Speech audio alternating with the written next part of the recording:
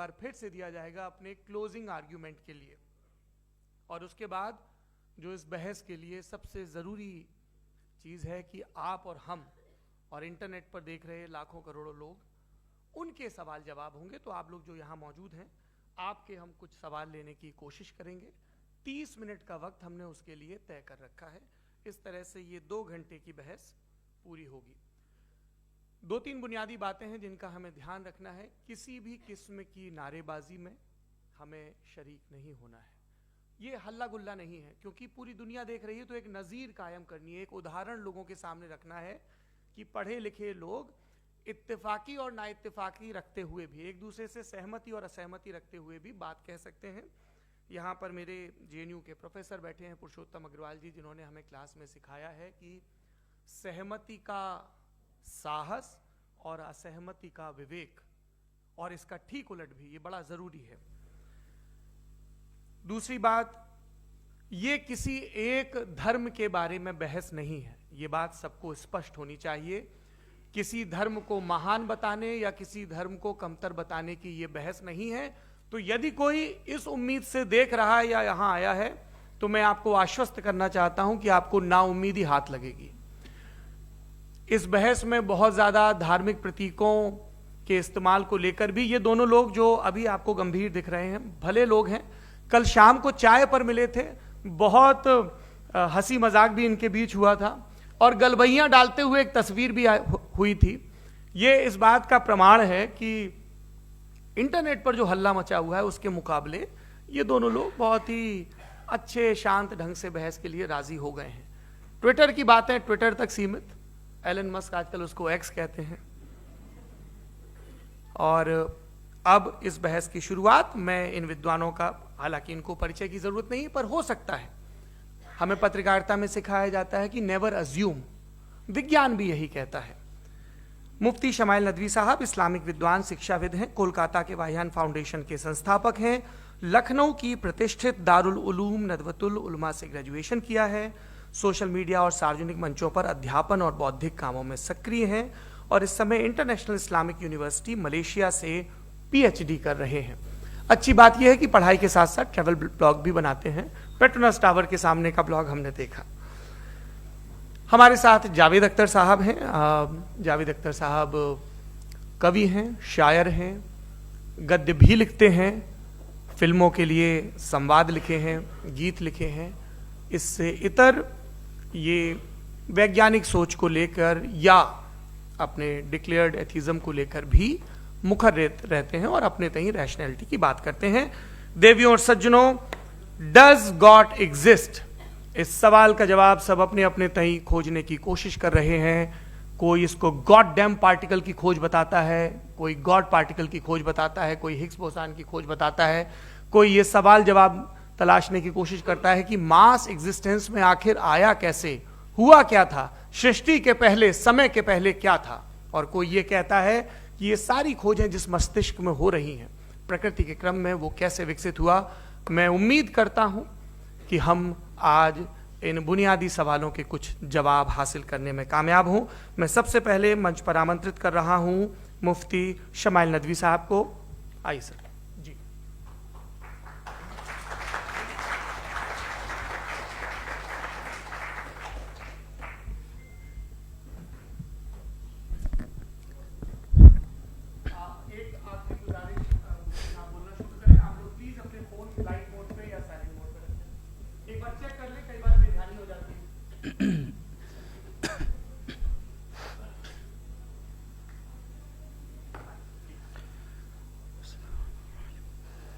तमाम तारीफ़ें उस क्रिएटर के लिए जिसने इस यूनिवर्स को एक मकसद के तहत पैदा किया है। रिस्पेक्टेड जनाब जावेद अख्तर साहब, मिस्टर सौरभ द्विवेदी, और respected audience, thank you all for being here today. आज की डिबेट में चूंकि हम बात करने वाले हैं डज गॉड एग्जिस्ट के टॉपिक पर, तो ये एक ऐसा टॉपिक है जिसके मुताल्लिक कोई भी डिसीजन लेने के लिए अलग अलग स्टैंडर्ड्स हो सकते हैं। लिहाजा डिबेट के शुरू में यह जरूरी है कि हम ये जान लें कि आज के इस टॉपिक में कौन सा स्टैंडर्ड सही होगा और कौन सा गलत होगा। सबसे पहला स्टैंडर्ड जिसे मैं समझता हूं कि हमारे रिस्पेक्टेड जनाब जावेद अख्तर साहब बड़ी तेजी के साथ उसकी तरफ लपकेंगे, वो है साइंस। जबकि साइंस दर हकीकत खुदा के एग्जिस्टेंस को डायरेक्टली साबित करने या उसके एग्जिस्टेंस को डिनाई करने के लिए स्टैंडर्ड नहीं बन सकती। और उसकी वजह क्या है, ये मैं नहीं कह रहा, ये वो लोग कह रहे हैं जो साइंस के एक्सपर्ट्स हैं। नेशनल एकेडमी ऑफ साइंस कहती है science doesn't have the processes to prove और disprove the existence of God. Why? क्योंकि साइंस का ताल्लुक एम्पेरिकल एविडेंस से है और एम्पेरिकल एविडेंसेस का ताल्लुक हमारे नेचुरल और फिजिकल वर्ल्ड से है, जबकि गॉड नॉन फिजिकल और सुपर नेचुरल रियलिटी है। लिहाजा नॉन फिजिकल रियलिटी को आप उस टूल के साथ नहीं चेक कर सकते जिसका काम फिजिकल रियलिटी को तलाश करना है। लिहाजा आज इस डिबेट में गॉड की एग्जिस्टेंस को साबित करने या उसे डिनाई करने में साइंटिफिक एविडेंस को एक्सेप्ट नहीं किया जाएगा। दूसरा स्टैंडर्ड हो सकता है रेविलेशन, कि रेविलेशन के जरिए हम यह साबित करें कि गॉड एग्जिस्ट करता है या नहीं। लेकिन यह स्टैंडर्ड भी आज इररेलेवेंट है। क्यों? क्योंकि रेविलेशन मेरे नजदीक सोर्स ऑफ नॉलेज है, वैलिड सोर्स ऑफ नॉलेज है, लेकिन हमारे जावेद अख्तर साहब के नजदीक यह वैलिड सोर्स ऑफ नॉलेज नहीं है। लिहाजा आज की डिबेट में मैं एक भी एविडेंस किसी भी मजहबी स्क्रिप्चर से नहीं दूंगा ताकि जावेद अख्तर साहब के लिए वो अनएक्सेप्टेबल ना हो। तीसरा जो मेयार हो सकता है वो है ऑब्जर्वेशन, कि भाई कोई कहे कि हमें खुदा दिखाओ, अगर है तो दिखाओ, या ये कि खुदा के एग्जिस्टेंस पर एम्पेरिकल एविडेंस दो, तो ये है दर हकीकत गलत टूल का इस्तेमाल करना। ये ऐसा ही है कि जावेद साहब मुझसे ये मुतालबा करें कि मुफ्ती साहब आप मेटल डिटेक्टर के जरिए प्लास्टिक डिटेक्ट करके दिखाएं। अब चूंकि प्लास्टिक डिटेक्ट नहीं हो पा रही है लिहाजा plastic does not exist. No, you are using the wrong tool. इस टूल से प्लास्टिक को डिटेक्ट नहीं किया जाता। लिहाजा मैं समझता हूं कि गॉड के एग्जिस्टेंस पर एम्पेरिकल एविडेंस का मुतालबा करना एक बचकाना मुतालबा है और हमारे रिस्पेक्टेड जनाब जावेद अख्तर साहब इस स्टेज से अब बहुत आगे निकल चुके हैं। अब बचता है एक ही स्टैंडर्ड, और वो स्टैंडर्ड है अक्ल, लॉजिक, रीजनिंग। और यही वो स्टैंडर्ड है जिसके तहत गॉड की एग्जिस्टेंस को साबित किया जाएगा या गॉड की एग्जिस्टेंस को डिनाई किया जाएगा। लेकिन चूंकि ये बहुत इंपॉर्टेंट और सेंसिटिव टॉपिक है, इसलिए लॉजिकल आर्ग्यूमेंट भी ऐसा होना चाहिए जो डेफिनेटिव हो, इनडेफिनेटिव ना हो, जो 2 और 2 4 की तरह बिल्कुल वाजे हो, जिसे लॉजिकली रिजेक्ट करना पॉसिबल नहीं हो। फॉर एग्जाम्पल हम कहें हमारे रिस्पेक्टेड मिस्टर सौरभ साहब, ये एक इंसान है और तमाम इंसान कॉन्शियस बीइंग है, लिहाजा नतीजा क्या निकला, हमारे सौरभ साहब भी कॉन्शियस बीइंग है। क्या ये इनडेफिनेट आर्ग्यूमेंट है या डेफिनेट आर्ग्यूमेंट है? ये डेफिनेट आर्ग्यूमेंट है। ये 2 और 2 की तरह वाजे है, इसमें किसी तरह जो है लॉजिकली इसको रिजेक्ट नहीं किया जा सकता। तो अगर आज हमारे जावेद अख्तर साहब ऐसी कोई अकली दलील और लॉजिकल एविडेंस दें खुदा के ना होने पर जो डेफिनेट भी हो, तो मैं ये ऐलान करता हूं कि यकीनन मैं उस एविडेंस को कबूल करूंगा और उस पर गौर करूंगा। लेकिन साथ में यह भी ऐलान कर देता हूं प्रेडिक्शन के तौर पर कि ऐसा कोई डेफिनेट आर्ग्यूमेंट कोई नहीं पेश कर सकता। दलील हम देंगे और डेफिनेटिव दलील देंगे, लॉजिकल दलील देंगे, ऐसी दलील देंगे जो एंटायर एथिस्टिक वर्ल्ड उसे रेफ्यूट नहीं कर सकती। चलें अब हम एक एग्जाम्पल सोचते हैं, एक सिनेरियो, सिंपल सिनेरियो, तमाम ऑडियंस से गुजारिश है, हम और आप एक आइसोलेटेड आइलैंड पर हैं, ऐसा आइलैंड जहां पे हमसे पहले कोई कभी नहीं गया। चलते चलते आपके सामने अचानक आपने देखा एक पिंक कलर की बॉल पड़ी हुई है। सबसे पहला सवाल आपके जहन में क्या आएगा कि ये बॉल यहां क्यों आई, कैसे आई, ये पिंक कलर की ही क्यों है, कोई और कलर भी हो सकता था, ये इसी शेप में क्यों है, कोई और शेप भी हो सकता था। नेचुरली आप इस तरफ पहुंचेंगे कि कोई ना कोई है जिसने इन स्पेसिफिक प्रॉपर्टीज के साथ इस बॉल को बनाया है और यहां पे रखा है। चूंकि आप जानते हैं कि ये जो बॉल है इसका एग्जिस्ट करना जरूरी नहीं है, ये एग्जिस्ट कर भी सकती थी, नहीं भी कर सकती थी, और एग्जिस्ट करना ही था तो किसी और फॉर्म में करती, किसी और कलर में करती। अब आप इस बॉल को एक्सपैंड करते चले जाएं, एक्सपैंड करते चले जाएं, एक्सपैंड करते चले जाएं, यहां तक कि ये बॉल यूनिवर्स के साइज की हो जाए। बताइए कि क्या साइज के बढ़ जाने से सवाल बदल जाएगा? हरगिज नहीं बदलेगा। अभी भी सवाल रहेगा, ये यूनिवर्स कहां से आया, इन स्पेसिफिक प्रॉपर्टीज के साथ कहां से आया, क्यों आया, किसने बनाया, यह सवाल उस वक्त भी वैलिड रहेगा। लेकिन यह सवाल अगर हम जनाब जावेद अख्तर साहब से करें तो चूंकि इनका वर्ल्ड व्यू एथिस्टिक है, और सिर्फ इनका नहीं, मतलब जितने भी एथिस्ट हैं और एथिस्टिक वर्ल्ड व्यू को रखने वाले से अगर आप ये सवाल करें कि ये यूनिवर्स कहां से आया, तो इनका जवाब या तो आर्ग्यूमेंट फ्रॉम इग्नोरेंस होगा या डॉगमेटिक होगा। या तो ये कहेंगे कि मुझे नहीं पता कि ये कहां से आया, लिहाजा गॉड डज नॉट एग्जिस्ट, ये आर्ग्यूमेंट फ्रॉम इग्नोरेंस है। या ये कहेंगे कि ये यूनिवर्स खुद ब खुद बन गया, इसका मतलब ये है कि उस बॉल को भी खुद ब खुद बन जाना चाहिए।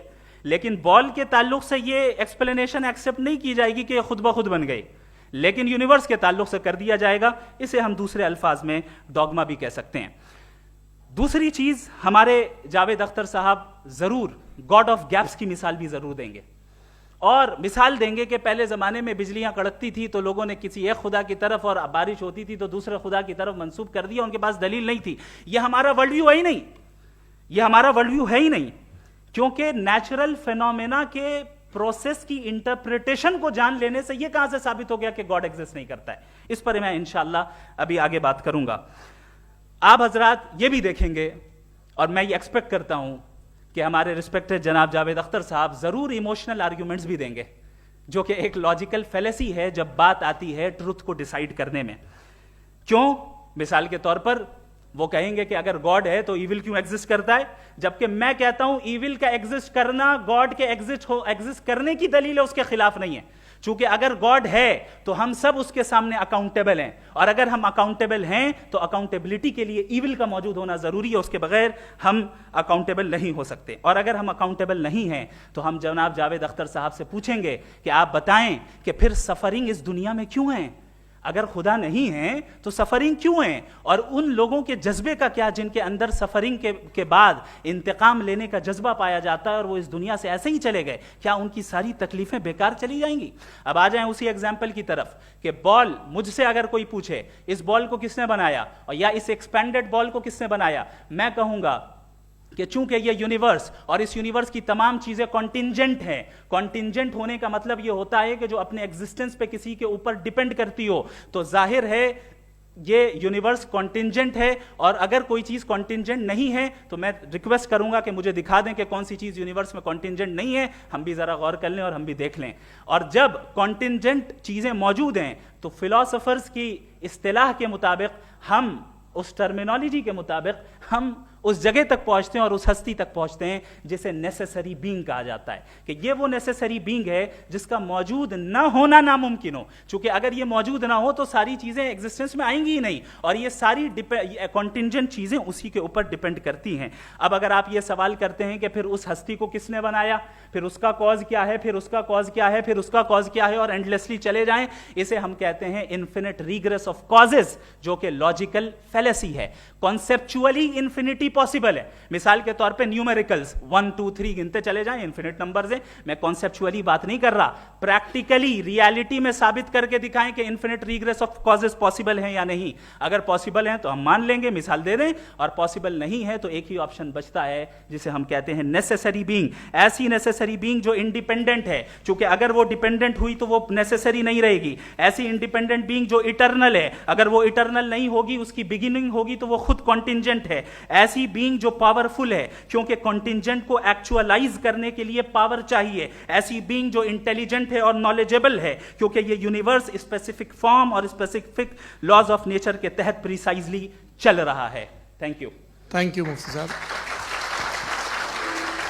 मैं इन दलीलों के बाद जावेद अख्तर साहब से गुजारिश करूंगा, आप बैठ के बोलना चाहेंगे या वहां?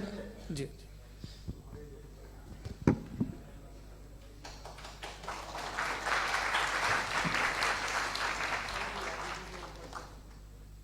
पहले तो मैं मुफ्ती साहब को एक अच्छी खबर देना चाहूँगा कि मेरी नॉलेज साइंस के बारे में बड़ी मामूली है, तो आप फिक्र ना करें उसकी, लेकिन कुछ कॉमन सेंस है मुझ में। देखिए, ये खुदा का तस्वुर कोई नया तस्वुर नहीं है, ये सदियों से रहा है। ये कुछ रिलीजन 3000 साल पुराने होंगे, 4000 साल पुराने होंगे, लेकिन इंसान कोई 10,000 12,000 साल से एग्जिस्ट करता है होमोसेपियन की शक्ल में, और हमेशा कुछ ना कुछ मज़हब रहे। ये मज़हब जाहिलों के नहीं थे, ये मज़हब एक ऐसी ग्रीक सोसाइटी के थे जहाँ बड़े बड़े फिलोसफर्स पैदा हुए। ये मज़हब इजिप्शियंस के थे जिन्होंने पिरामिड्स बनाए थे। ये रोमन्स के थे कि जिनका आर्किटेक्चर और सेनेट यानी पहली बुनियाद डेमोक्रेसी की लिमिटेड थी मगर डेमोक्रेसी थी, ये उन लोगों ने किए थे। तो इनका जो जुपिटर था, रा था, ज़्यूस था, उन्हें उस पर इतना ही एतमाद था जितना आज किसी मजहबी आदमी को अपने खुदा पे होगा। क्रिश्चियनिटी आने से पहले यूरोप में एक मज़हब था जर्मेनिक रिलीजन, उसका एक खुदा था, उसकी एक बीवी थी, उसके 2 बेटे थे, एक बेटी थी। फिर जर्मनी में जब यूरोप में क्रिश्चियनिटी आई तो वो खुदा, उसकी बीवी और पूरे ख़ानदान चला गया। तो हमने, अगर हम हिस्ट्री देखें तो खुदा जो हैं वो ज़्यादातर फ़नी है, वो हमेशा रहे नहीं। और वो जो लोग इन्हें मानते थे उनको आप कहें वो तो जाहिल थे, उन्हें तो कुछ पता ही नहीं था, ऐसा नहीं है। वो अपने वक्त में बड़े काबिल लोग थे और अपने वक्त में उन्होंने बड़े बड़े काम किए हैं, फिलोसफर्स थे, साइंटिस्ट थे, लेकिन उनका मज़हब कहाँ गया, उनके खुदा कहाँ गए? आज जो खुदा हैं दुनिया में लोग उन्हें मानते हैं। आपको क्या मालूम कि कितने बरसों के बाद क्या होने वाला है? हम यूरोप में देखते हैं तो चर्च खाली हैं। तो वक्त के साथ चीज़ें बदलती हैं। जहाँ तक इसका ताल्लुक़ है मज़हबों का, हर मज़हब आपसे एक चीज़ मांगता है, फेथ। ये फेथ क्या चीज़ होती है? What is the difference between faith and belief? ये तो बहुत ही अहमकाना बात होगी कि कोई आदमी कहे साहब अगर खुदा है तो मुझे दिखाइए। ये तो जाहिलाना बात हुई। मैंने तो नॉर्थ पोल नहीं देखा है, मगर मैं मानता हूँ कि नॉर्थ पोल है। मैं क्यों मानता हूँ? इसलिए कि अगर ये दुनिया राउंड है तो उसका कोई टॉप होगा। कुछ लोग हैं जो वहाँ गए भी हैं, कॉमन सेंस कहता है कि ऐसा होगा, सबूत है, गवाह है, रीज़न है। तो ये मेरा फेथ नहीं है। तो फेथ में और बिलीफ में डिफरेंस क्या है? जो मजहब मांगता है आपसे, हर मजहब फेथ मांगता है। फेथ का मतलब ये है कि ना कोई गवाह हो, ना कोई सबूत हो, ना कोई रैशनल हो, ना कोई लॉजिक हो, ना कोई प्रूफ हो, मगर तुम एक बात को मानो। ये है फेथ। वरना बिलीफ होता। अगर इसमें कुछ भी सबूत होते, गवाह होते, तो फिर इसे आप बिलीफ कहते हैं। जैसे मेरा बिलीफ है कि नॉर्थ पोल है, मेरा फेथ थोड़ी है। फेथ इन तमाम शर्तों को रद्द करता है। तो फिर स्टुपिडिटी क्या है? अगर मैं एक बात ऐसी मानूं जिसकी ना कोई लॉजिक है, ना कोई रैशनल है, ना कोई प्रूफ है, ना कोई गवाह है, ना कोई सबूत है, और मैं उसे मानूं, तो ये स्टुपिडिटी हुई। इसे ही भाई कल को मैं यकीन कर लूं कि एलॉन मस्क जो है मेरा भाई है, तो मुझे इंतहाई खुशी होगी, सुकून भी बहुत मिलेगा मुझे। लेकिन और कहे भाई क्यों मानते हो, क्या सबूत है? भाई वो तो अमेरिकन है और तुम तो इंडियन हो, वो तो नस्ल अलग है, तुम्हें कभी मिले भी नहीं। साथ देखिए मेरा फेथ है, इस पर बात ना किया। फेथ का मतलब ही यह है कि आप प्रूव नहीं कर सकते। अगर आप प्रूव कर सकते हो तो फेथ की जरूरत ही नहीं, फिर तो आप बात करेंगे, आप कितनी बहस कर लीजिए। अल्टीमेटली दुनिया का हर मजहब फेथ पे टिका है, और फेथ का मतलब है एक ऐसा यकीन जिसका कोई सबूत, कोई गवाह, कोई रैशनल नहीं। अब आप ये कहें, क्या आप ये क्यों कह रहे हैं कि साहब ये कायनात किसने बनाई? कमाल ये है कि आपने बताया कि एक आइलैंड पे गए और एक बॉल देखी। आपने ये नहीं कहा कि आइलैंड किसने बनाया, आपको सिर्फ बॉल पे हैरत हुई।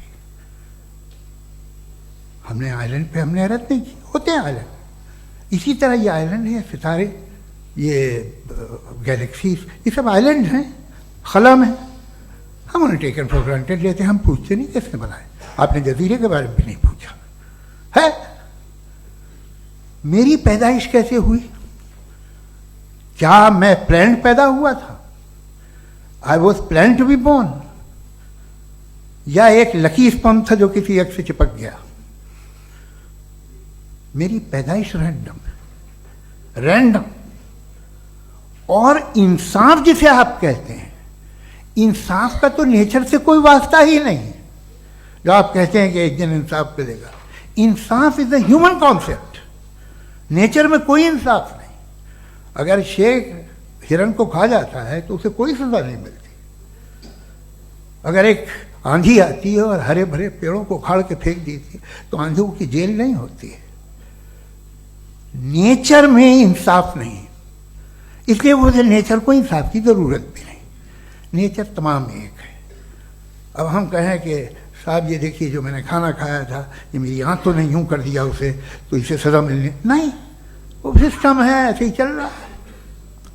नेचर बगैर इंसाफ के है। इंसाफ इज अ ह्यूमन कॉन्सेप्ट। तो जो आपसे कहता है कि मैं तुम्हें इंसाफ दूंगा, वो इंसानी जहन की पैदावार है। ये नेचुरल है ही नहीं, ये आसमानी है ही नहीं। नेचर का तस्वुर, इंसाफ का तस्वुर। भाई आप साथ मिलते हैं, अब आप लेफ्ट हैंड ड्राइव करते हैं, ये क्या है? तमाम सच, तमाम नेकी, तमाम शराफत लेफ्ट हैंड ड्राइव है। वरना क्या होगा, या तो आप क्रॉस कर देंगे, आपका एक्सीडेंट हो जाएगा, या आप किसी को मार देंगे, या ट्रैफिक जैम हो जाएगा। झूठ, बेईमानी, रिश्वतखोरी, ये तमाम जो है driving on the wrong side है। इसके ऊपर कुछ नहीं। ये तो हमने बनाया, जैसे हमने लेफ्ट हैंड ड्राइव बनाई है।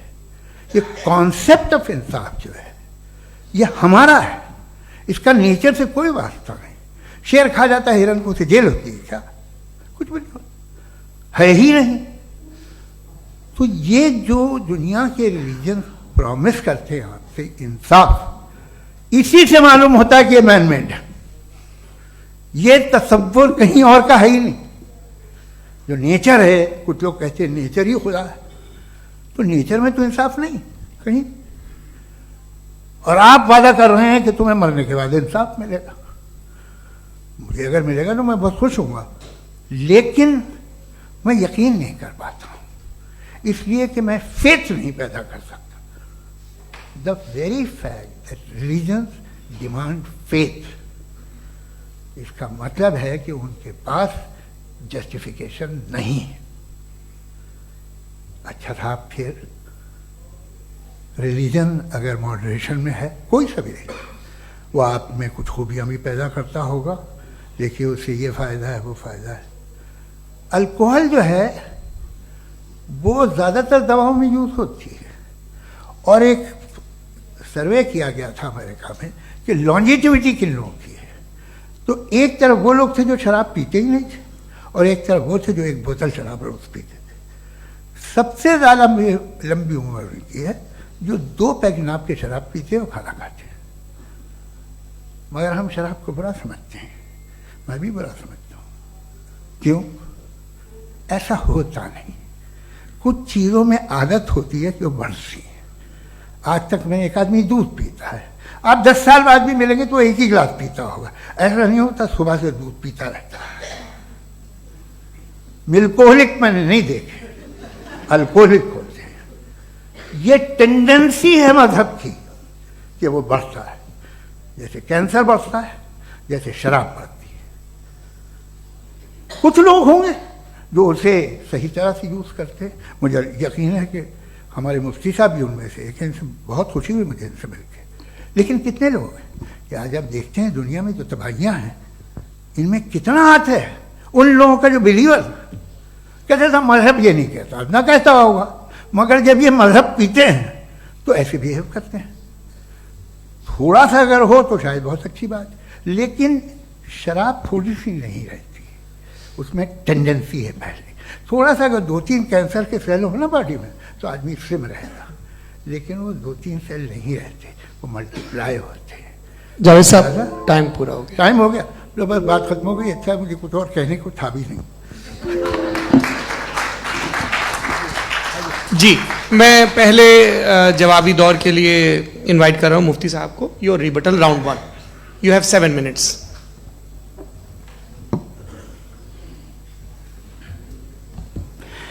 Thank you very much Javed साहब, आपकी बात को सुनकर बड़े महजूज हुए हम लोग। महजूज, do you understand? We enjoyed. Okay, अब थोड़ा सा लॉजिकली उसको हम लोग देखते हैं। दरअसल हम लोगों ने कल गुजारिश की थी मुफ्ती साहब से भी, जावेद साहब से भी, कि हिंदुस्तानी जबान आम फहम सबको समझ में आ जाए और जहां कहीं आप मुश्किल शब्द इस्तेमाल करें वहां बताते भी चलें। Thank you. तो सबसे पहले हमारे रिस्पेक्टेड जावेद साहब ने हवाला दिया कि खुदा फानी है।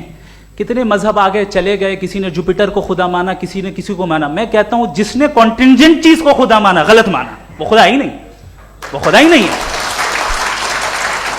हम तो नेसेसरी बीइंग को साबित करने बैठे हैं, वो नेसेसरी कॉज जो इटरनल है, जो अबदी भी है और अजली भी है। हम किसी और को साबित करने नहीं बैठे। दूसरी चीज उन्होंने कहा कि फेथ एंड बिलीफ, ये एक ऐसी डेफिनेशन है फेथ की जो इन्होंने पहली मर्तबा पेश की है, या माफ कीजिएगा इन्होंने पहली मर्तबा पेश नहीं की है, रिचर्ड डॉकिंस ने पहली मर्तबा पेश की है। मुझे मालूम है ये सोर्स कहां से है। एपिस्टेमोलॉजिकली फेथ और बिलीफ का फर्क आप इस तरह नहीं कर सकते सर। फेथ सही भी होता है, गलत भी होता है। बिलीफ सही भी होता है, गलत भी होता है। जो लॉजिक, रीजन और एविडेंस से बैक्ड होगा वो फेथ सही होगा। और आप जिस फेथ की बात कर रहे हैं कि इलॉजिकल है और उसके पीछे नहीं है, तो we are on the same page. हम नहीं मानते उस फेथ को, जो फेथ ऐसा हो जिसके पीछे कोई लॉजिक ना हो, एविडेंस ना हो, हम नहीं मानते। हम तो उस फेथ के कायल हैं जिसके पीछे लॉजिक हो और एविडेंस हो। तो बिलीफ सही भी होता है, गलत भी होता है, फेथ भी सही होता है और गलत भी होता है। तो आज फेथ और बिलीफ के डिफरेंस पे बात नहीं हो रही। आज आप चाहे फेथ एक्सेप्ट कर लें या बिलीफ एक्सेप्ट कर लें, आज ये बात होगी कि ट्रूथ क्या है। चाहे ट्रू बिलीफ सही है या ट्रू फेथ सही है, और फॉल्स फेथ क्या है और फॉल्स बिलीफ क्या है, बात इस पे हो रही।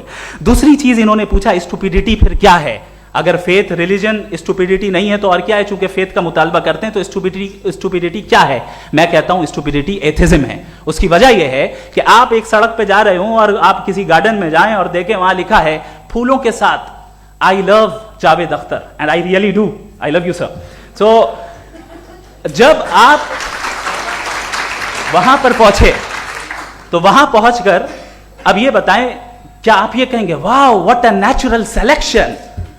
ये क्या नेचुरल सिलेक्शन है? नहीं, ये प्रिसाइजली डिजाइंड है, इसके पीछे डिजाइनर है। लिहाजा अगर कोई एक ऐसी कॉमन सेंस की बात को कबूल नहीं कर रहा है कि यूनिवर्स जो इतने प्रिसाइजली काम कर रहा है, हम कह दें कि खुद ब खुद बन गई, मैं समझता हूं इससे बड़ी स्टुपिडिटी और कुछ नहीं है। ये इर्रेशनल चीज है। फिर हमारे सर ने कहा कि आपने बॉल पे फोकस किया, आइलैंड पे फोकस नहीं किया। अरे आइलैंड को किसने बनाया यही समझाने के लिए तो बॉल की मिसाल दे रहा हूं। और बॉल भी कॉन्टिंजेंट है, आइलैंड भी कॉन्टिंजेंट है, दोनों नेसेसरी बीइंग का मुतालबा करते हैं। आगे इन्होंने कहा कि नेचर में कोई इंसाफ नहीं है। हम डिसाइड करते हैं कि मोरालिटी क्या होती है, इंसाफ क्या होता है। हम डिसाइड करते हैं, जैसे ड्राइविंग सीट में ट्रैफिक वाला, ये तो किसी खुदा ने नहीं कहा, ये है, इसे कहते हैं फॉल्स इक्विवेलेंस। ये एक लॉजिकल फेलेसी है। आपने जो है मिसाल दी ड्राइविंग की और ट्रैफिक की, ये सब्जेक्टिव मोरालिटी है। आप सब्जेक्टिव मोरालिटी को मिसाल बनाकर ऑब्जेक्टिव मोरालिटी के ऊपर नहीं थोप सकते। इंसाफ की ऑब्जेक्टिव मोरालिटी। अगर आप ये कहते हैं कि नेचर में इंसाफ नहीं है, तो इंसाफ का न होना ये नेचुरल हुआ, तो फिर नेचर को नेचर रहने दे। क्यों हम इतना स्ट्राइव कर रहे हैं दुनिया में इंसाफ लाने के लिए? ये तो इलॉजिकल बात है, इर्रेशनल बात है।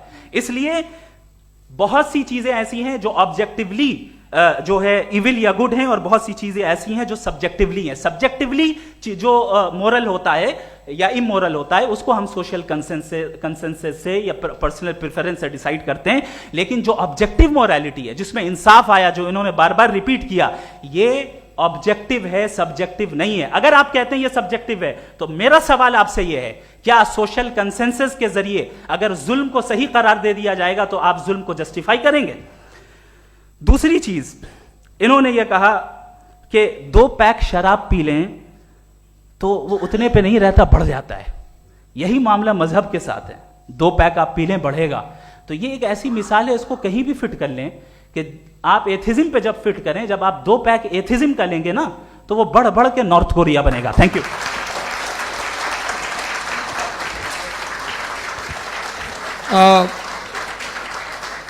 फर्स्ट राउंड के रिबटल के लिए मैं जावेद साहब को इनवाइट कर रहा हूं। आपके पास 7 मिनट का वक्त है, रीसेट कर दीजिएगा प्लीज।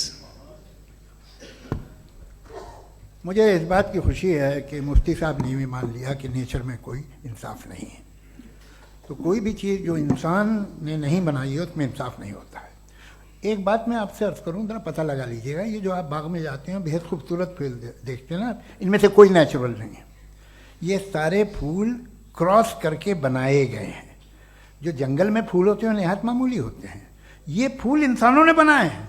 जो आप बाग में देख के वाह वाह कहते हैं, ये इंसानों के बनाए हुए हैं। डिफरेंट फूलों को क्रॉस करके, डेवलप करके, फिर क्रॉस करके इस तरह से बनाए गए। नेचुरल फ्लावर नहीं। किसी जंगल वीरान में जाके आप गुलाब के फूल नहीं देखेंगे। ये सब बनाए हुए इंसान ने, बहुत से काम इंसान ने किए हैं। बाकी है कि आपने मेरी एक बात का जवाब नहीं दिया, जिससे मुझे शिकायत है कि फेथ क्या है और आप फेथ मांगते क्यों हैं मुझसे। आप तो लॉजिकल हैं, आपके पास तो सारे रैशनल्स हैं, आपके पास सारे सबूत हैं, तो आपको फेथ की डिमांड क्यों करते हैं कि भाई तुम सरेंडर कर दो और सवाल मत करो। कोई मजहब सारे सवाल करने की इजाजत नहीं देता है और मना करता है कि ज़्यादा सवाल ना करो, बहक जाओगे तुम। आप क्यों रोकते हैं? हकीकत यह है कि इंसानी तारीख क्या है। इंसानी तारीख ये है कि दुनिया में 2 तरह के लोग हुए हैं। एक वो जिन्होंने अपनी लाइल्मी की परस्तिश की है, दूसरे वो जिन्होंने अपनी इग्नोरेंस या लाइल्मी से झगड़ा किया है और मालूम किया है कि क्या है। ये जो आप कह रहे हैं, आज आप हैरान हैं कि भाई ये यूनिवर्स कैसे बनी। लोग हैरान थे कि सूरज डूबता है तो इधर से कैसे निकलता। और आप एक कदम जाके हमेशा का मानने को तैयार है, एक कदम पीछे ही मान जाइए। भाई आप इसके बाद जाते हो, कहते सवाल ना करना कि ये कहाँ से आया, ये पावर तो हमेशा से हमेशा रहेगी। तो आप यूनिवर्स के बारे में मानने में क्या तकलीफ है? एक कदम पहले रुक जाइए। ये हमेशा से थी या नहीं थी, हमें मालूम नहीं है। और ये कहना कि हमें मालूम नहीं है, कमाल ये है कि दुनिया के सारे मजहब सब जानते हैं ये दुनिया कैसे बनी थी, कैसे मिटेगी, मरने के बाद क्या होगा, इनको सब इल्म है। इनको किसी को डायनासोर होते थे पहले ये नहीं पता था, किसी को नहीं पता। किसी भी दुनिया की मजहबी किताब में डायनासोर का जिक्र नहीं है। लेकिन बाकी सब बातें, how to make universe in 4 easy lessons and बाकी सब पता है। जिसको सब पता है वो गड़बड़ है। हम में ये इंकिसार, ये ह्यूमिलिटी होनी चाहिए कि हम ये कहें कि हमें ये बहुत सारी बातें नहीं मालूम, लेकिन हम उनकी परस्तिश ना करना, अपनी लाइल्मी को की परस्तिश ना करें, हम उसे पता लगाने की कोशिश करें। जिस दुनिया में आप बैठे हैं सर, ये हॉल जो है, ये इलेक्ट्रिसिटी जो है, ये माइक जो है, जिस हवाई जहाज से आप आए थे, वो जिस कार से आप यहाँ आए हैं, ये सब उन लोगों की बनाई हुई है जिन्होंने सवाल किए थे। ये दुनिया जिसमें आप आज आराम से हैं, ये उन लोगों की बनाई है कि जिन्होंने सवाल किए थे। और हर स्टेज पे इन सवालों को मकरूह कहा गया था, गलत कहा गया था। आप जरा तारीख पढ़िए, एक बड़ी दिलचस्प किताब है बर्ट्रैंड रसेल की, जिसमें उसने रिलीजन एंड साइंस कि कब से रिलीजन जो है साइंस के अगेंस्ट है। और हद तो यह है कि भाप के इंजन के खिलाफ थे, स्टीम इंजन के भी खिलाफ थे, और फतवे हुए उन पर, वेटिकन ने दिए। तो ये हमेशा, अभी जैसे ही ये राइट विंगर आते हैं अमेरिका में पावर में, तो वो जो अपना ये क्या बोलते हैं उसे, सीड क्या बोलते हैं, सीड क्या जो, हाँ नहीं सीड जो होते हैं जिन पे जी नहीं भाई, वो जो ह्यूमन बॉडी के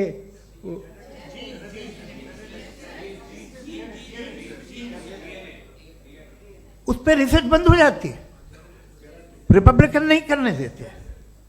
अरे भाई इतना डर क्या है तुम्हें? एक ज़माने में बहुत नाराज थे ये सारे मजहबी लोग कि ये इंसान तो इंसान बनाने की कोशिश कर रहा है। आपको क्या तकलीफ भाई, बना ले तो बना लेने दो, ये खौफ क्या है? और ये सब आज जो आप कह रहे हैं नामुमकिन है, ये कैसे हुआ, मुझे एक किस्सा याद आता है। जब मैं 6ठी क्लास में था तो मैं मैथमेटिक्स में बहुत वीक था, तो एक टीचर रख दिया गया, उसने 1 2 3 4 5 6 7 को सिखा दिया मुझे।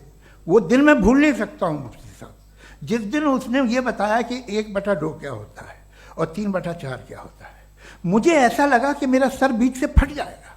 ये आदमी कह रहा है कि जो दीवार के अंदर जाओ वॉक करते हुए। आज हंसता हूँ मैं इस बात पे।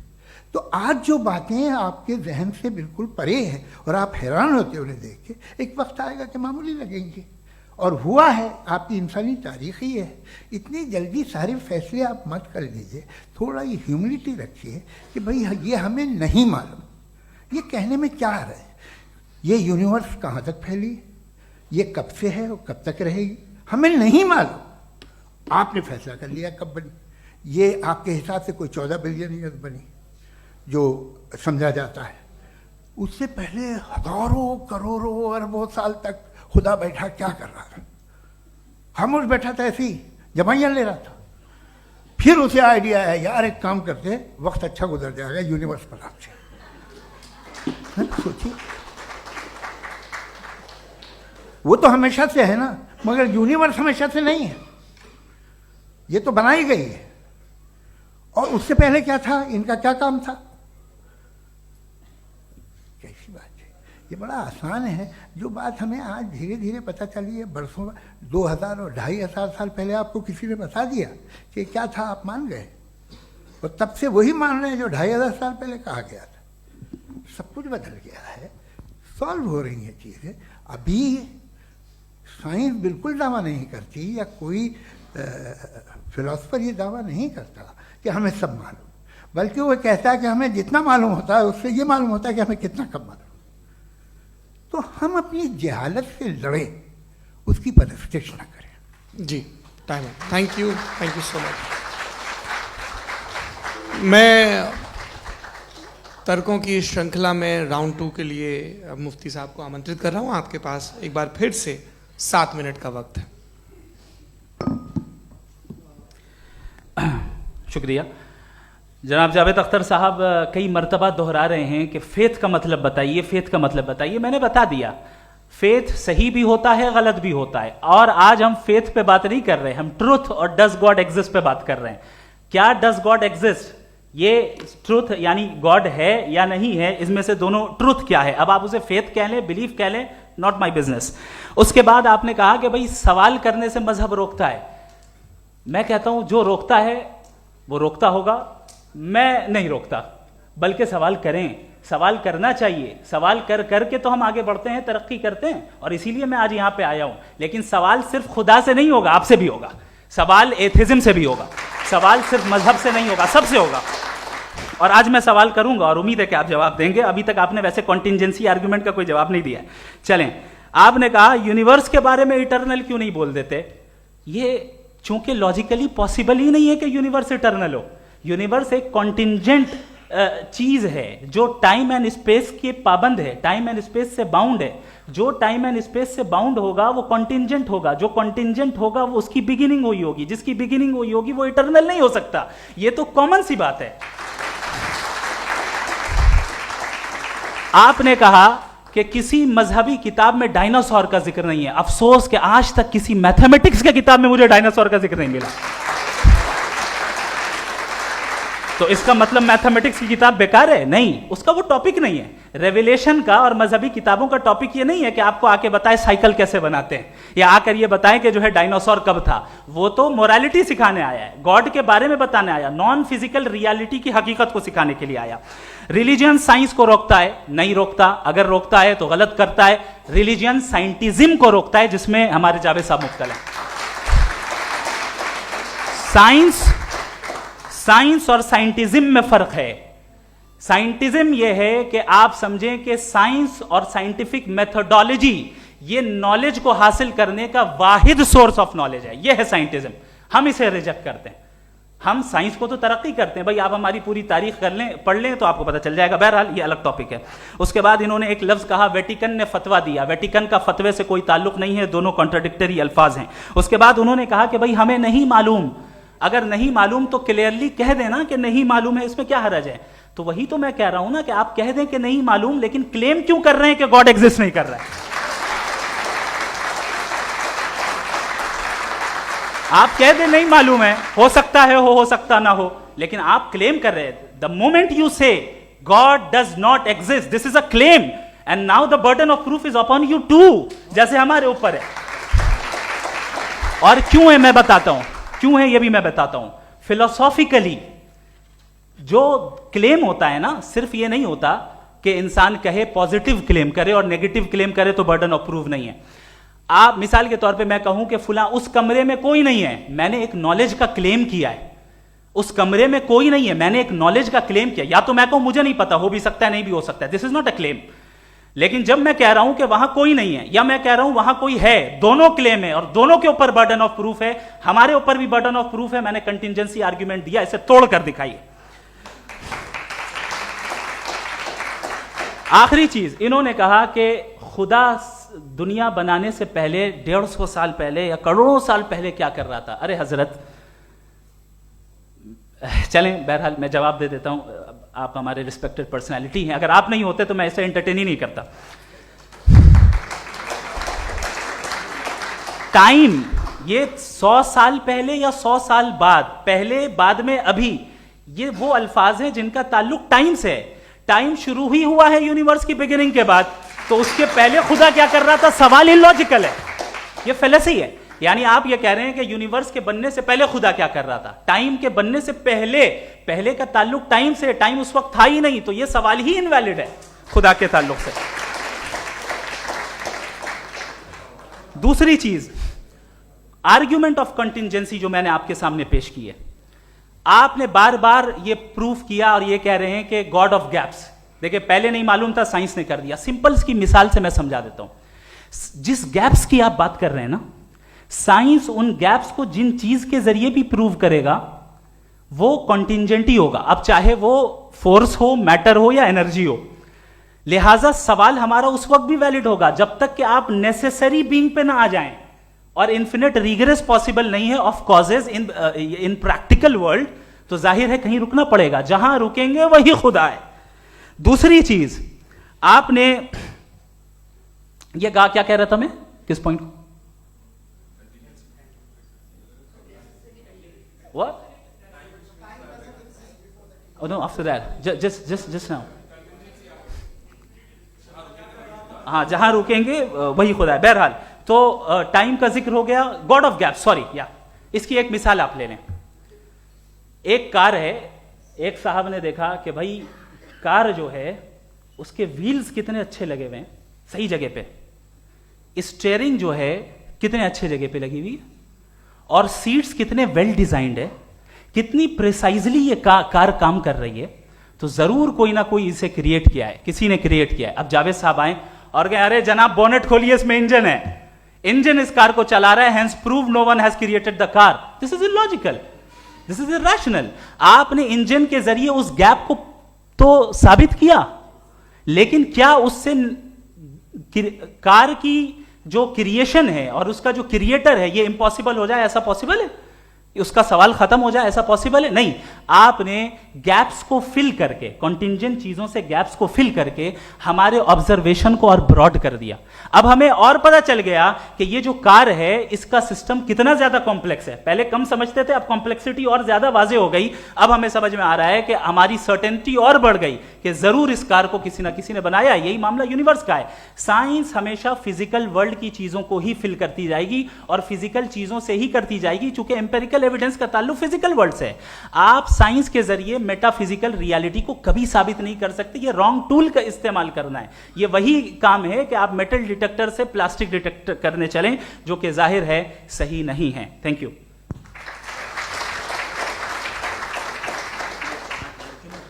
जी, ये आर्ग्यूमेंट का राउंड 2 है। हाँ। 7 मिनट है। पहले तो मैं आपसे अर्ज करूं कि आपने कहा कि जब कायनात ही नहीं थी तो वक्त भी नहीं था, कुछ भी नहीं था। कैसे नहीं था? खुदा था। एक एग्जिस्टेंस तो था ना खुदा का। तो जब खुदा था तो वक्त भी होगा। ऐसा नहीं है कि कुछ भी नहीं था, खुदा था। अच्छा, बाकी है कि आपने कहा साहब आप साबित कीजिए, आपके पास भी लॉजिक है या मेरे पास भी लॉजिक है। आप मेरा जिम्मेदारी नहीं है साबित करना कि खुदा है। बर्टन रसल ने बड़ी अच्छी बात कही, बर्टन रसल ने बड़ी अच्छी बात कही। मैं आपसे अगर ये दावा करूं कि एक चाय की केतली मरीख के चारों तरफ घूम रही है, मार्स के चारों तरफ, तो ये आपका काम नहीं है कि आप साबित करें कि कोई चाय की केतली नहीं है। ये मेरा काम है, मैंने दावा किया है। ये दावा तो मजहबी लोग करते हैं कि खुदा है, मैं क्यों साबित करूं कि नहीं है? जब तक आप मुझे कन्विंस नहीं कर देंगे मैं नहीं मानूंगा। आपकी जिम्मेदारी है, मेरी जिम्मेदारी नहीं है। दोयम ये कि ये जो आप कह रहे हैं, जो गैप्स हैं, ये गैप जब जब किसी मजहब को चैलेंज करते हैं, जब ऐसा कोई बात आती है तो हंगामा हो जाता है कि जब वो चैलेंज करें किसी फेथ को। ये तमाम साइंस जो है इसे मुख्तलिफ जगहों पे मुख्तलिफ वक्तों में मजहब ने रोकने की कोशिश की है।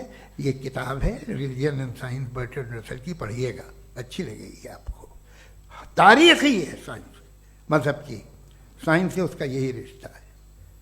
अच्छा, अब ये हम सोचें कि बहरहाल ये वजूद जो है मजहब और ये बिलीव इन गॉड इंसान को बेहतर बना देता है, तो एक काम कीजिए, हिंदुस्तान वर्ल्ड का नक्शा लीजिए और मार्क कीजिए कि रिलीजन कहाँ कहाँ ज़्यादा है, कहाँ कहाँ, चाहे वो लैटिन अमेरिका हो या मिडल ईस्ट हो या फार ईस्ट हो या हिंदुस्तान के वो इलाके जहाँ मजहबियत ज़्यादा है। रख दीजिए नक्शा अलग। अब दूसरा नक्शा कि कहाँ कहाँ नाइंसाफ़ी, रिप्रेशन, औरतों के हुकूक की पामाली, जुल्म, डिक्टेटरशिप कहाँ है, नक्शा एक ही होगा। तो आप मुझे बताएं कि जो इसका तरकीब इस्तेमाल क्या है, खुदा का तरकीब इस्तेमाल तो बताइए। आप छोटी सी दवा सड़क पे बेचते हैं, उसकी भी तरकीब इस्तेमाल बताते हैं। इसके इस्तेमाल से तो फायदा नहीं हुआ किसी को। जो सारे के सारे खराब मुल्क हैं, खराब समाज है, वो सारे जुल्म खुदा के नाम पे करते हैं। वो गलत करते हैं, सही करते हैं, मुझे क्या लेना देना उससे। इस्तेमाल से मालूम होता ना। एक विस्की की बोतल कभी शायद देखी हो आपने, लाल रंग की होती है, उस पर रोशनी और छपड़ा इंतहाई खूबसूरत लगती है, क्या बिगाड़ रही है किसी का? उसका इस्तेमाल गलत है, इसलिए आप उसे नापसंद करते हैं। इसका इस्तेमाल गलत है, इस तसव्वुर का इस्तेमाल ही गलत है और हमेशा से गलत हुआ है। आप देख लीजिए, इंसानी तारीख देख लीजिए, आज देख लीजिए, हिंदुस्तान देखिए, दुनिया देख लीजिए, क्या हो रहा है। इसे कैसे इस्तेमाल कर रहे हैं फेथ वाले लोग? क्या फेयर हैं, जस्ट हैं, जो अपने खुदाओं पे यकीन रखते हैं? वो किस तरह के लोग हैं? वो लोगों को इंसाफ देते हैं, वो बेहतर इंसान बने। तो इस दवा का फ़ायदा क्या है? चलो बहुत फ़ायदा हो रहा तो मैं इस्तेमाल कर लूँगा, मैं मुझे तो इस दवा का कोई फ़ायदा दिखता ही नहीं।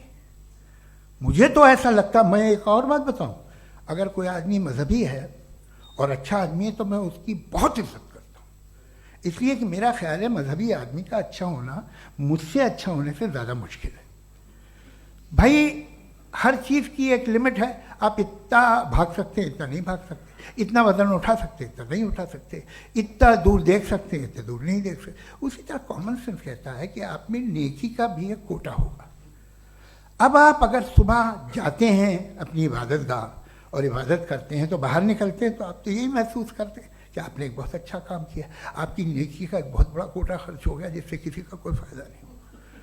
मैं तो नहीं जाता हूँ तो मुझे तो किसी को खाना खिलाना पड़ेगा, किसी बेवा की मदद करनी पड़ेगी। मैं अपना कोटा कैसे कंज्यूम करूं? आप अपना कोटा, सारे मजहबी लोग इंतहाई यूजलेस कामों में यूज करते हैं। उसके बाद भी अगर आप में बच्ची है थोड़ी सी शराफत, तो भाई वाह, क्या बात है।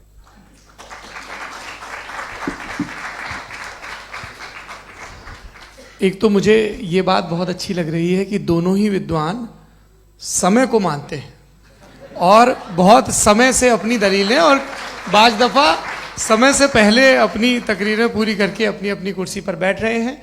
ये इस आर्ग्यूमेंट का राउंड 2 पूरा हुआ।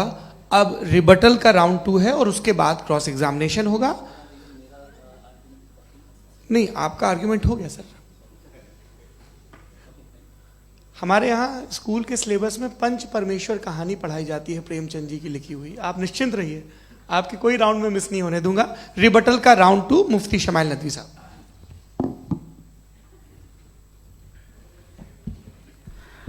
असल में जो हकीकी प्रॉब्लम है, असल प्रॉब्लम है, वो ये है कि जावेद साहब के पास कॉन्सेप्ट ऑफ गॉड क्लियर नहीं है। इन्होंने कहा कि कायनात से पहले खुदा तो था, तब भी तो टाइम होगा। ये टाइम कायनात का हिस्सा है। हम खुदा, उस खुदा को मानते हैं, नेसेसरी बीइंग का टाइमलेस होना जरूरी है, चूंकि वो टाइम का क्रिएटर है। जब उसने टाइम को क्रिएट किया तो वो खुद टाइम पे कैसे होगा? उसने जब स्पेस को क्रिएट किया तो खुद स्पेस में कैसे होगा? अगर वो टाइम एंड स्पेस को पहले से ही उसका पाबंद है तो फिर किस चीज को उसने क्रिएट किया? लिहाजा ये सवाल गलत है कि खुदा था तो टाइम होगा। बिल्कुल नहीं, टाइम के पाबंद हम हैं, खुदा नहीं है। हम फिजिकल वर्ल्ड से ताल्लुक रखते हैं, वो मेटाफिजिकल रियलिटी है। दूसरी चीज इन्होंने मिसाल दी कि चाय की केतली हवा में घूम रही होगी, और पता नहीं शायद वो बर्टन रसल का उन्होंने हवाला दिया। बहरहाल यही प्रॉब्लम है। प्रॉब्लम यही है कि हम चीजों के दरमियान डिफरेंशिएट नहीं कर पाते हैं। ये जो आपने मिसाल दी ये इमेजिनेशन है, और मैं जो साबित कर रहा हूं वो लॉजिकल नेसेसिटी है। आप इमेजिन करने आए तो कुछ भी करें, जुपिटर में पिंक एलिफेंट होगा, यूनिकॉर्न होगा, करें, उससे कायनात पे क्या फर्क पड़ता है? उससे आप लॉजिकल नेसेसिटी साबित नहीं कर सकते। मैं तो उस प्राइम कॉज की बात कर रहा हूं, उस नेसेसरी बीइंग की बात कर रहा हूं, जिसके बगैर इस कायनात का एग्जिस्टेंस मुमकिन नहीं है। दूसरी चीज, मजहब को साइंस चैलेंज करती है वगैरह वगैरह, ये हमारा टॉपिक ही नहीं है। मैं इस पे बात करूंगा तो फिर मेरा वक्त चला जाएगा। मजहब के ऊपर चूंकि हमारी डिस्कशन नहीं है, साइंस को मजहब और बिलखुसूस मैं और हमारा वर्ल्ड व्यू कम अज कम साइंस को पीछे नहीं करता है, साइंटिज्म की मजम्मत करता है। इसकी वजाहत मैंने पहले कर दी। दूसरी चीज इन्होंने कहा वर्ल्ड का नक्शा लीजिए, वर्ल्ड मैप लीजिए, दो अलग अलग जगह की। हजरत, मैंने ये होमवर्क किया था, और मैंने मिडिल ईस्ट का एक नक्शा लिया और यूरोप का एक नक्शा लिया। ये मजहबी इलाका और ये लिबरल और एथीस्ट इलाका। मुझे पता चला कि सबसे ज्यादा रेप केसेस जो हैं वहां पर है।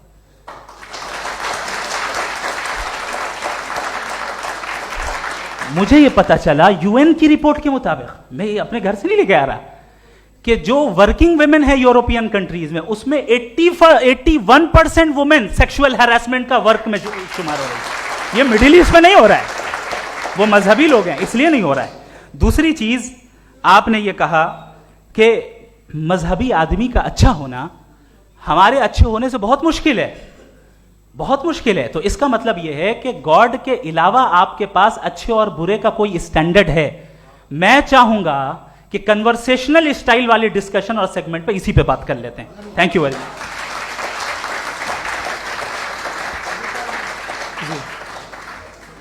ये रिबटल का राउंड 2 है। आपके पास 5 मिनट का वक्त है, और इसके बाद क्रॉस एग्जामिनेशन शुरू करेंगे। आप चाहे तो जो इन्होंने सवाल पूछे उनके जवाब आप रिबटल में भी दे सकते हैं। जी जी, देखिए, पहले तो ये बात कि ये मिसाल गलत नहीं है, गलत है। इन्होंने पहले ही हमको डिसार्म कर दिया। कह लिया अकल से मामला सॉल्व नहीं हो सकता, लॉजिक से आप पहुंच नहीं सकते। ये एक मेटाफिजिकल चीज़ है। मेटाफिजिकल अजीब सा लफ्ज़ है, ठीक से किसी को माने नहीं मालूम इसके, तो ऐसा लगता है कुछ बड़ी चीज़ है। अरे भाई, क्या होता है मेटाफिजिकल? बताओ, खड़ी हो। ये एक लफ्ज़ है जो कहीं भी इस्तेमाल हो जाता है। जब आप एक बात कर रहे हैं और आप मुझसे बहस कर रहे हैं तो मुझे मेटाफिजिकल मत बताइए, आप लॉजिकली मुझे प्रूफ किए। और अगर लॉजिकली आप नहीं बात करते साहब ये मेटाफिजिकल है, तो फिर हम आप बात क्या कर रहे हैं? मेरा आपका किस ज़बान में कॉन्वर्सेशन होगा? और ये कहना कि वक्त पहले नहीं था, तो फिर क्यों कहते हैं ये हमेशा से और हमेशा रहेगा? हमेशा वक्त है, तो आप कैसे कहते हैं वो हमेशा से है और हमेशा रहेगा? हमेशा का मतलब है कोई वक्त। अगर वक्त ही नहीं है तो हमेशा कैसे? बाहर वो रहेगा। अब मैं ये देखता हूँ, आपने कहा ना कि वहाँ रेप ज़्यादा होते हैं, तो हम एक बात देखते हैं कि दुनिया जिस पे वो कादर मुतलक है, जिसकी मर्जी के बगैर पत्ता भी नहीं हिलता, ओमनीपोटेंट है, ये दुनिया चल कैसे रही है? और इस दुनिया का हाल क्या है? 45,000 बच्चे जो 10 साल की उम्र से कम थे वो गाजा में मरे। भूख से काला हांडी में बच्चे मरते हैं और डिप्थेरिया से मरते हैं। डिप्थेरिया अजीब मर्ज है, गले में जाली बनना शुरू होती है, बच्चा नीला हो जाता है, गरीब का बच्चा, इसलिए कि उपास इलाज में। ये कादर मुतलक है, जो चाहे कर दे। इससे आप दुआएं मांगते हैं हमारी ये काम कर दे वो कर दे, तो इसका मतलब डे टू डे लाइफ में वो इंटरफेयर करता है और ये देख रहा है वो। अगर वो वाकई भी है फॉर डिस्कशन सेक, तो तो मैं जब दुनिया देखता हूँ तो मेरे दिल में उसके लिए कोई इज्जत नहीं पैदा होती। ये क्या कर रहे हो तुम पूरे ऑल पावरफुल हो, ओमनीपोटेंट हो, ओमनी प्रेजेंट हो। तुम तो वहाँ गाजा में रहे होगे ना, तुम हर जगह हो। तुम देख रहे थे कि बच्चे की कैसे धज्जियाँ उड़ रही, तुम देख रहे थे और तुम चाहते हो मैं तुम्हारी परस्तिश करूँगा, तुम हो भी। अरे यार, इसके अच्छे तो हमारे चीफ प्राइम मिनिस्टर हैं, कुछ तो ख्याल करते हैं। कमाल है। आप किसकी इबादत कर रहे हैं? अगर वो है भी, ये दुनिया नाइंसाफी से, जुल्म से, जबर से, तशद्दुद से भरी हुई। और आप ये मत कहिएगा कि वो देख रहा है और वो बताएगा एक दिन। अगर वो देख रहा है और इंटरफेयर नहीं करता तो आप दुआ क्यों मांगते? आप कहते हैं मेरा ये काम करा दे, इसके मतलब है वो दखल दे सकता है, वो आपको नौकरी दिलवा सकता है, भले दूसरे आदमी को न मिले, मगर आपका काम कर देगा चूंकि आपने दुआ मांगी है। तो जब वो आपको नौकरी दिला सकता है, लड़की की शादी कर सकता है, बेटे को ग्रीन कार्ड दिलवा सकता है, तो कम से कम ये जो मर रहे हैं बच्चे, इनको रोक दे, कुछ तो करे। मुझे तो दुनिया में, इस दुनिया का कोई मालिक है, इसका ओमनीपोटेंट कोई रूलर है, और ये दुनिया ऐसी चल रही है। मैं तो चाहूँगा कि भाई ना हो, अगर हो तो बड़ी शर्मिंदगी की बात है। शुक्रिया।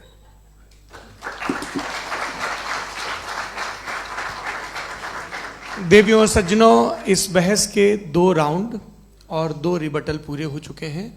अब सबसे ज़रूरी और सबसे मुश्किल राउंड शुरू हो रहा है, क्रॉस एग्जामिनेशन का।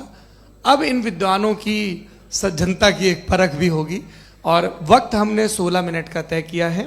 पहला सवाल आप पूछना चाहेंगे? जी बिल्कुल। पहले बोले भी आप आप माइक ले लीजिएगा हाथ में, ये नीचे से ऑन है। जी मैं बोलता हूँ, ये डायस हटा सकते हैं क्या हम थोड़ा क्विकली? डायस पीछे कर दीजिए बस थोड़ा सा, है, ताकि ये जो दाएं बाएं लोग बैठे हैं, इसे हटा ही दीजिए। अब हम वहाँ तो जाने वाले नहीं, आराम से आराम से दोनों तरफ से हटा दीजिए।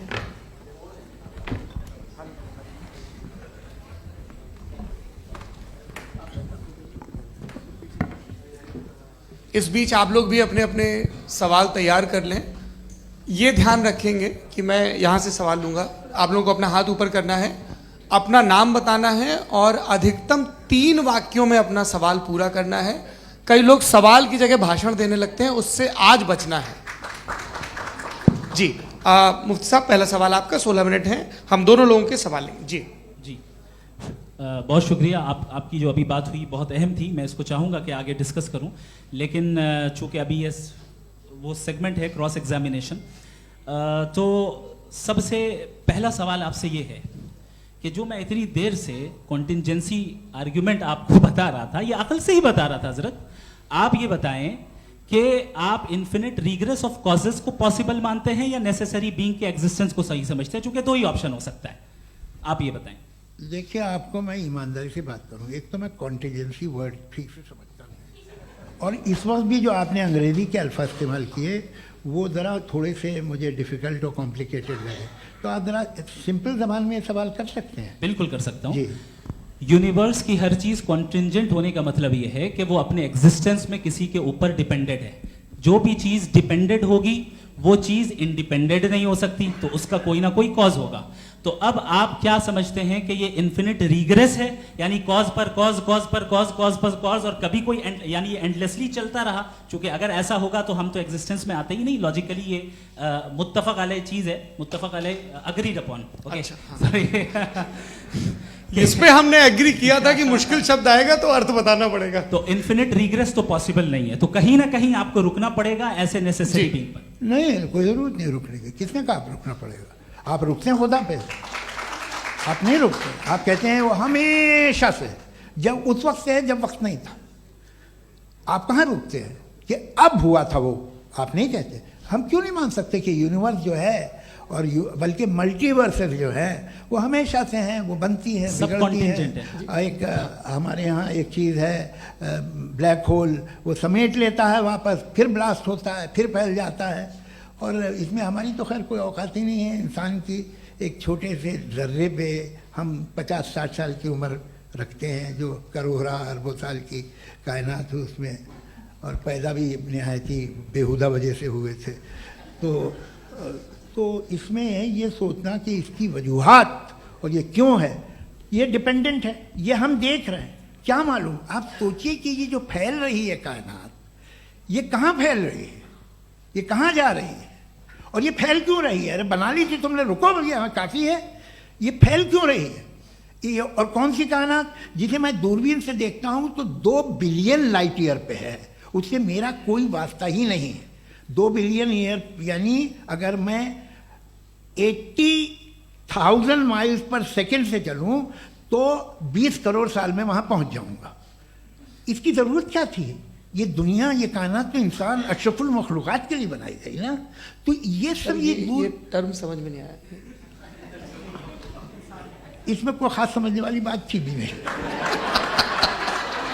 ये जो अल्टीमेट कहा यह जाता है कि ये जो पूरी यूनिवर्स है, ये जो दुनिया है, ये इंसान के लिए बनाई गई। अच्छा, ये सब इंसान के लिए। क्यों साहब, सही है ना?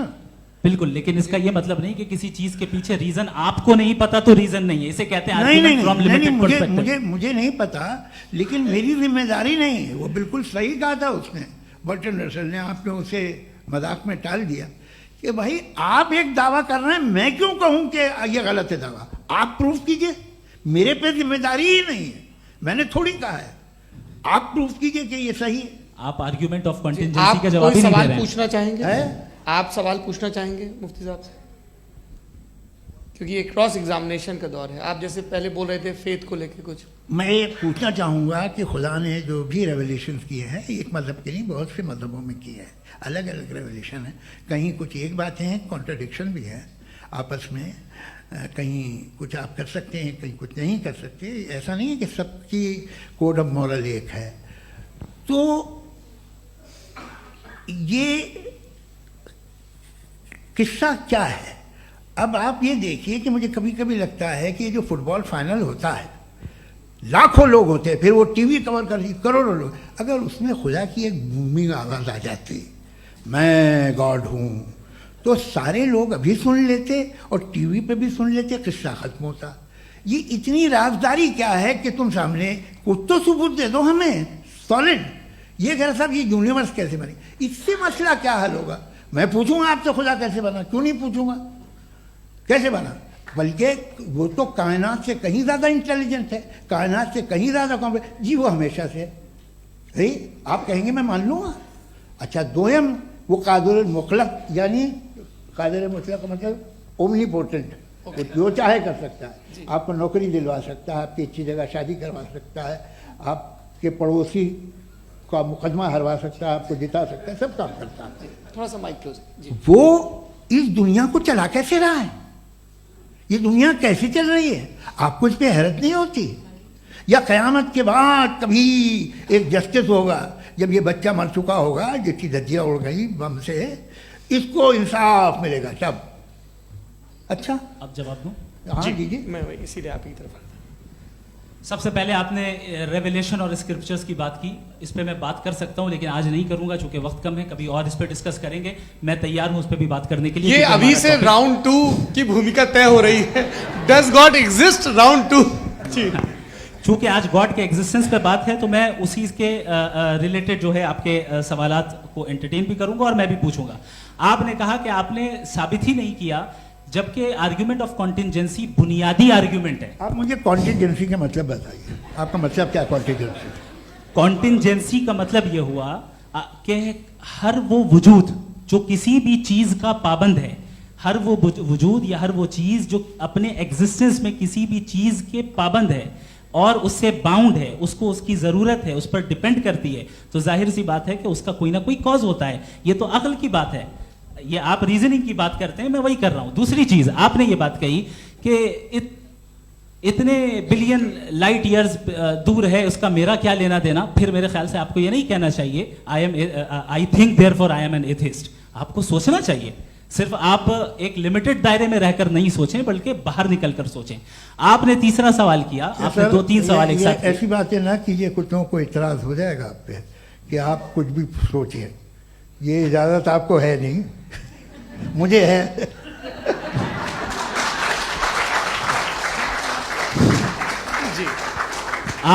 आपने प्रॉब्लम ऑफ इविल के ताल्लुक से सवाल किया और बार बार आप एक लफ्ज रिपीट कर रहे हैं कि ओमनीपोटेंट गॉड है, ऑल पावरफुल गॉड है। यही तो दरअसल समझना है कि गॉड का कॉन्सेप्ट क्या है। प्रॉब्लम ऑफ इविल जो है, प्रॉब्लम ऑफ इविल दर हकीकत 2 असम्पशंस पर कायम है।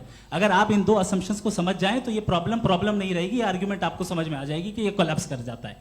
पॉइंट नंबर 1, यानी जो आपका सबसे पहला फॉल्स असम्पशन है कि गॉड मर्सीफुल है, ओमनीपोटेंट है, दुनिया में जुल्म हो रहा है।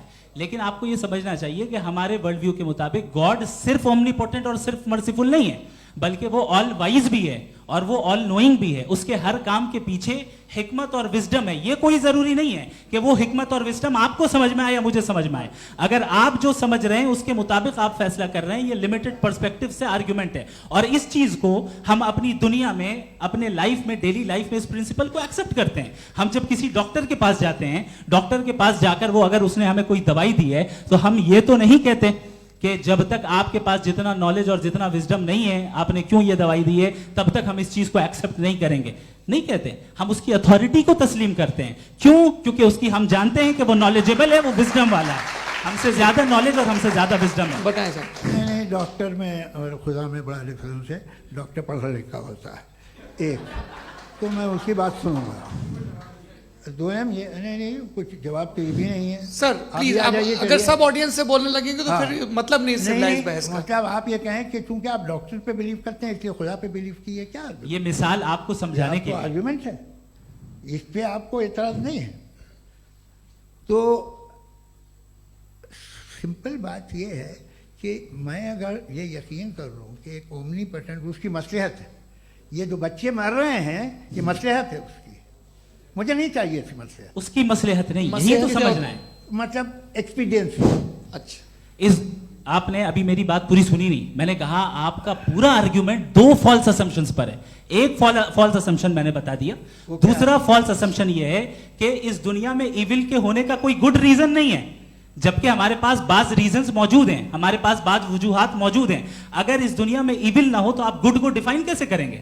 अगर जुल्म ना हो आप इंसाफ को समझेंगे कैसे? अगर तारीकी ना हो तो आप लाइट को समझेंगे कैसे? बहुत अच्छे। अभी और सुन लें, अभी और बाकी है। ये तो बात बहुत पसंद आई साहब मुझे, कि जब तक रेप ना हो तब तक औरतों की इज्जत का ख्याल आपने मेरा जवाब पूरा सुना ही नहीं। जब तक के बच्चों का कत्ल ना किया जाए तब तक आपको बच्चों की मासूमियत की इज्जत। आपने पूरा जवाब सुना ही नहीं। क्या बात है, क्या आपने नुक्ता निकाला? आपने पूरा जवाब सुना ही नहीं। आप सुन लें, मेरी बात सुन लें। ये मैंने आपको एक चीज बताई। दूसरी चीज, इस दुनिया में हम आए हैं टेस्ट के लिए, हमारा टेस्ट हो रहा है और हर इंसान का अलग अलग अंदाज में टेस्ट होता है। और इस दुनिया में अगर इविल मौजूद है तो वो इविल जरिया है हमारे अंदर ह्यूमन नोबल क्वालिटीज को डेवलप करने का और अलग अलग फील्ड में प्रोग्रेस करने का। और अगर हमारे अंदर और इस दुनिया में इविल नहीं होता तो बताइए टेस्ट का मतलब क्या होता? अगर मैं अपने स्टूडेंट को एमसीक्यूज दूं और उसमें सिर्फ राइट आंसर लिख कर दे दूं और कहूं तुम्हारा टेस्ट हो गया, ये मीनिंगलेस है। इस दुनिया में अगर हम टेस्ट के लिए आए हैं तो जाहिर है गुड एंड इविल दोनों मौजूद है। तो अगर गुड एंड इविल दोनों मौजूद है तो ये इविल भी खुदा का बनाया हुआ है। जी हाँ, खुदा का बनाया हुआ है। लेकिन अच्छा, चलो अच्छी बात। जी बिल्कुल, तो बिल्कुल खुदा ने बनाया। अभी तो ये है कि जो मेजॉरिटी है दुनिया में वो इविल है, तो ये खुदा एक्चुअली इविल के साइड पे लग रहा है मुझे। बिल्कुल भी नहीं, मैं बताता हूं। मेजॉरिटी में तो वो है। क्या बात कर रहे हैं भाई आप? कोई भी जो मुंसिफ होगा, चाहे आपका अपना घर हो जिसके आप सबसे बड़े हैं, चाहे आपकी ऑर्गेनाइजेशन हो जो आप चलाते हैं, वहां पर आप इविल रखेंगे साबित करने को कि बाकी लोग शरीफ हैं। मेरी बात सुनिए, क्या ये आर्ग्यूमेंट ही गलत है? अगर कि जब तक के कोई इविल नहीं होगा तब तक के शरीफ आदमी शरीफ नहीं लगेगा। अगर एग्जामिनर गलत ऑप्शन दे रहा है तो एग्जामिनर इविल नहीं हो गया, जो गलत ऑप्शन को सेलेक्ट कर रहा है वो फेल होगा। क्रिएटर ने इविल को बनाया है लेकिन वो इविल नहीं है। अच्छा सुनिए मेरी बात, एक- लेट मी कंप्लीट सर। जी जी क्रिएटर ने इविल को बनाया है टेस्ट के लिए, वो इविल नहीं है। इविल वो होगा जो उसे इख्तियार करेगा। छुरी को बनाने वाला गलत नहीं होता है, छुरी का गलत इस्तेमाल करने वाला गलत होता है। रेप को कैसे गलत इस्तेमाल करते हैं? रेप इंसान के फ्री विल का नतीजा है। ये रेप कैसे गलत इस्तेमाल होता है? ये मुझे अब सुन लें, अब सुन लें। गलत इस्तेमाल होता हाँ, मैं बता रहा हूँ ना, रेप कैसे गलत इस्तेमाल? मैं बता रहा हूँ जी। कि जो इविल इस दुनिया में मौजूद है उसके कई सारे तरीके हैं। एक तरीका इंसान का अपना फ्री विल है। अब अगर कोई रेपिस्ट रेप कर रहा है तो इसका गॉड का कसूर नहीं है, वो अपने फ्री विल का गलत इस्तेमाल कर रहा है, उसको सजा मिलनी चाहिए। अच्छा। और उसी के लिए जहन्नम बनाई गई है। ये फ्री विल का भी बड़ा चक्कर। आप जब कोई बुरा काम करते हैं या कोई बुराई होती है तो ये कहा जाता है कि ये फ्री विल है। 7 billion free wills are moving on this planet. 7 billion free will. और एक आदमी अपनी फ्री विल से मुझे कत्ल कर दे तो मैं खुदा की मर्जी से मरा हूं कि इसकी फ्री विल की वजह से? मेरी मौत खुदा के हाथ है या ये फ्री विल वाले के हाथ है?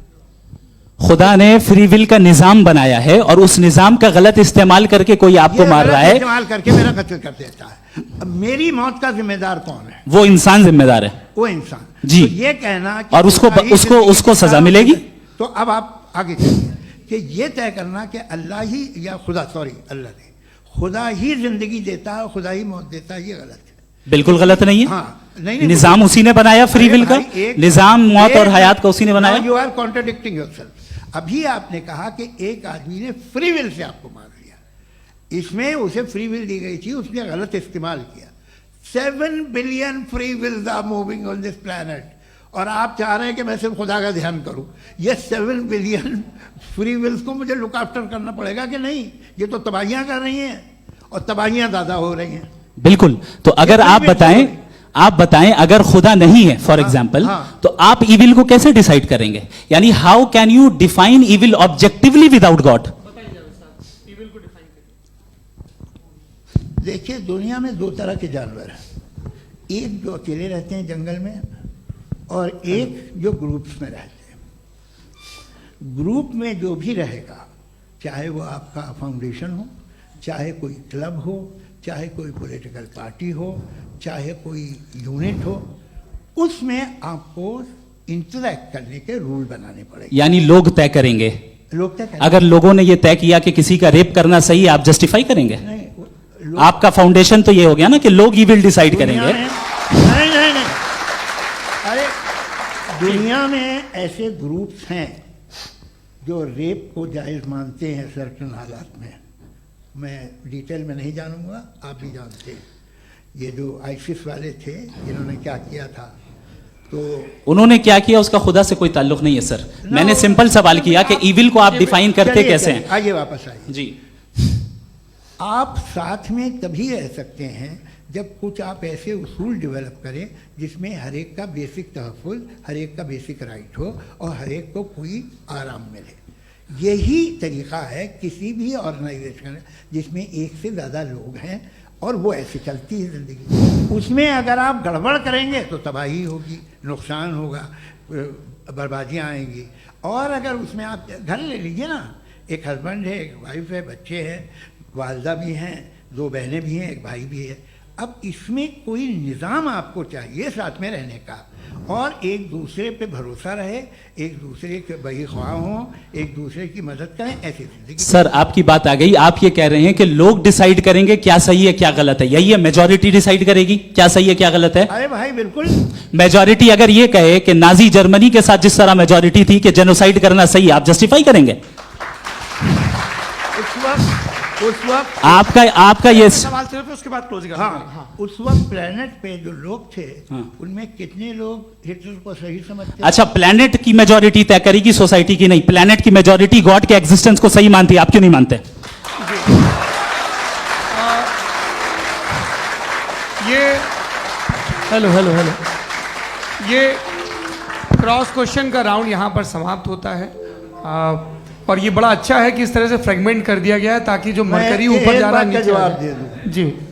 प्लेनेट की ज़्यादातर मेजॉरिटी कुछ दूसरे मजहबों के खुदा को मानती है। आप उन्हें क्यों नहीं, आप तो मेजोरिटी की बात कर रहे अच्छा, हैं। ये मैंने क्लोजिंग majority की बात- आप ये कह रहे हैं इविल और गुड को डिसाइड मेजोरिटी करेगी, मेजोरिटी जो कर दे वो सही हो जाएगा। अरे क्लोजिंग इसको जैसा आप ही लोगों ने तय किया है उसी फॉर्मेट को फॉलो कर लेते हैं। हाँ भाई, मैंने तो भले लोगों पे एतबार किया और तब मॉडरेशन तय किया। जी, आपके पास 5 मिनट का वक्त है, क्लोजिंग आर्ग्यूमेंट है, उसके बाद हम ऑडियंस से क्वेश्चन आंसर लेंगे जावेद साहब की क्लोजिंग आर्ग्यूमेंट के बाद। ओके, टाइम स्टार्ट्स बहुत शुक्रिया। जी। हमारा जो टॉपिक है डज गॉड एग्जिस्ट, मैं इस पे इतने एकेडमिक तैयारी करके आया था, मुझे था कि मैंने सोचा था कि कई सारे मैं आर्ग्यूमेंट्स दूंगा, लेकिन वक्त की भी किल्लत और जावेद साहब बार बार इधर उधर चले जा रहे थे तो उसको भी थोड़ा एंटरटेन करना पड़ गया। डज गॉड एग्जिस्ट पे मैं एक ही आर्ग्यूमेंट दे पाया, आर्ग्यूमेंट्स बहुत हैं और डेफिनेटिव आर्ग्यूमेंट्स हैं, और मेरे आर्ग्यूमेंट को किसी एक राउंड में भी इन्होंने एंटरटेन नहीं किया और रेफ्यूट नहीं किया, एक राउंड में भी नहीं, एक राउंड में भी नहीं, कौन सा? और ना ही अभी अभी आपका क्लोजिंग आर्ग्यूमेंट आएगा नहीं, वो उसमें। बता देना। Argument of contingency sir. अरे मैं आपसे कई बार कह चुका हूँ कंटीजेंसी का मतलब अब मैं कैसे सर, समझाऊं प्लीज, आपको, प्लीज, आपस में हाँ आप और प्लीज, कितने प्लीज, आसानी से समझाऊं मैं, मुझे तो नहीं समझ में आ रहा है बस। आप अपनी- sir, argument sir, of contingency Urdu में बोल सकते हैं। हाँ, आप अपनी बात पूरी कर ले जी। आखिरी 4 मिनट। दूसरी चीज, just a minute please ma'am, can I talk? दूसरी चीज ये है कि आपने एक तो इसका जवाब नहीं दिया, दूसरा आपने गॉड के ना होने पर कोई डेफिनेटिव आर्ग्यूमेंट नहीं दिया, सिर्फ मजहब पे बात कर रहे हैं आप। मजहब तो आज हमारा टॉपिक ही नहीं था, आज तो हमारा टॉपिक हो, आप मजहब से ले लेकर आईएस तक चले गए, भाई हमारा क्या ताल्लुक है उससे? We condemn them. और उसका गॉड से क्या ताल्लुक है? अगर कोई गलत काम कर रहा है, किसी ने किसी को कत्ल किया, किसी ने किसी का रेप किया, उसको सजा मिलनी चाहिए, और आपके पास कोई भी rational strong foundation of morality नहीं है। आपने कहा कि मेजॉरिटी तय करेगी सोसाइटी की, वो सही होगा। मैंने कहा हिटलर को फिर आप सही कहेंगे, नहीं नहीं नहीं नहीं, प्लैनेट की सोसाइटी की मेजॉरिटी तय करेगी। तो प्लैनेट की मेजॉरिटी गॉड के एग्जिस्टेंस को मानती है, आप कह रहे हैं ये रिलीजियस है, तो यानी आपके पास कोई स्ट्रॉन्ग फाउंडेशन नहीं है ऑब्जेक्टिव मोरालिटी का। ऑब्जेक्टिव मोरालिटी का अगर कोई फाउंडेशन है तो वो सिर्फ गॉड है, गॉड है, गॉड है। थैंक यू जी, ये मुफ्ती शमाइल नदवी साहब का क्लोजिंग आर्ग्यूमेंट था। अब हमारे पास जी ये बड़ा अच्छा है कि दोनों लोगों को मॉडरेटर से शिकायत भी और बोल रहे भाई हमारी शाबाशी भी तो करते चलो। अब मेरी बात जी, आपके पास जावेद अख्तर साहब 5 मिनट का वक्त है, ये आपका क्लोजिंग आर्ग्यूमेंट है, टाइम रीसेट कर दें। जी देखिए, बहुत सारी बातें हैं। गॉड का डेफिनेशन दुनिया के किसी भी रिलीजन में है कि वो ओमनीपोटेंट है, ओमनीप्रेजेंट है, he is just, he is kind, he loves you and so on. मैं जब दुनिया देखता हूँ तो मुझे कोई ऐसा सुप्रीम पावर यहाँ दिखाई नहीं देती है जो इंसान की बहबूदी के लिए कुछ कर रही हो, कमज़ोर को बचा रही हो, मदद कर रही हो, जालिम को पीछे हटा रही हो। मैं नहीं देखा, तारीख़ में नहीं। एक तो अगर है और ये देख रहा है तमाशा, तो उसका होना न होना बराबर है। दोयम ये कि ये जो है, जब आप ये कहते हैं कि कायनात जिसकी कंटीजेंसी है, मैं देखिए वो लफ्ज़ इस्तेमाल किया मैं, तो ये कैसे हो सकती है भाई? और फौरन आप सरेंडर कर देते हैं कि जाहिर है कि इसका बनाने वाला तो इससे 10,000 गुना था कॉम्प्लिकेटेड होगा, उस पर आपके होने पे कोई इतराज़ नहीं है। उसे वो टाइमलेस है, वो पहले से था, टाइम तो बहुत बाद में आया। ये सब आप मानने को तैयार है जिसका आपके पास कोई सबूत नहीं, आपके पास कोई रीज़न नहीं है। आपकी तारीख क्या है मजहबों की?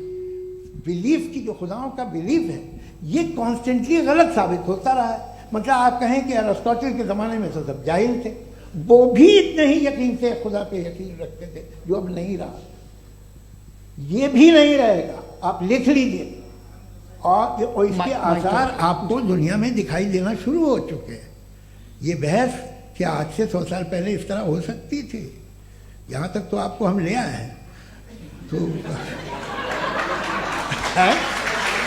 सर अरे इनको मदद की ज़रूरत नहीं भाई, ये सेल्फ सफिशिएंट आदमी है, आप क्यों इनकी मदद कर रहे हैं? Sir please. तो ये जो है तमाम बातें अपनी जगह हैं। ये एक पैकेज है। आप अकेले, कोई आदमी ऐसा नहीं जो सिर्फ गॉड को मानता हो, उसके साथ बहुत पैराफर्नेलिया आता है, अलग अलग पैराफर्नेलिया आते हैं। They have always created chaos in the society. मैं तो आपको सीधा ऑफर देता हूँ कि दुनिया में 10 इम्पॉर्टेंट बिलीव्स हैं। आप एक मानते हैं, 9 नहीं मानते, 9 में आप एथियस्ट हैं, 9 को आप बिल्कुल रीजनेबली मेरी तरह देखते हैं। तो 90 मजहबी आदमी भी 90% एथियस्ट है, वो दूसरे खुदा नहीं मानता, एक खुदा मानता है अपना वाला, बाकियों को कहता है गलत है। अगर आप मानना ही बंद कर दें तो आपका 10% चांस है कि आप सही हैं और 90% चांस है कि आप गलत हैं। मेरा मशवरा है आप मानना छोड़ दिए तो 50% चांस होगा कि आप सही हैं और 50% चांस होगा, 40% आप गेन करेंगे बाय बिकमिंग एन एथियस्ट।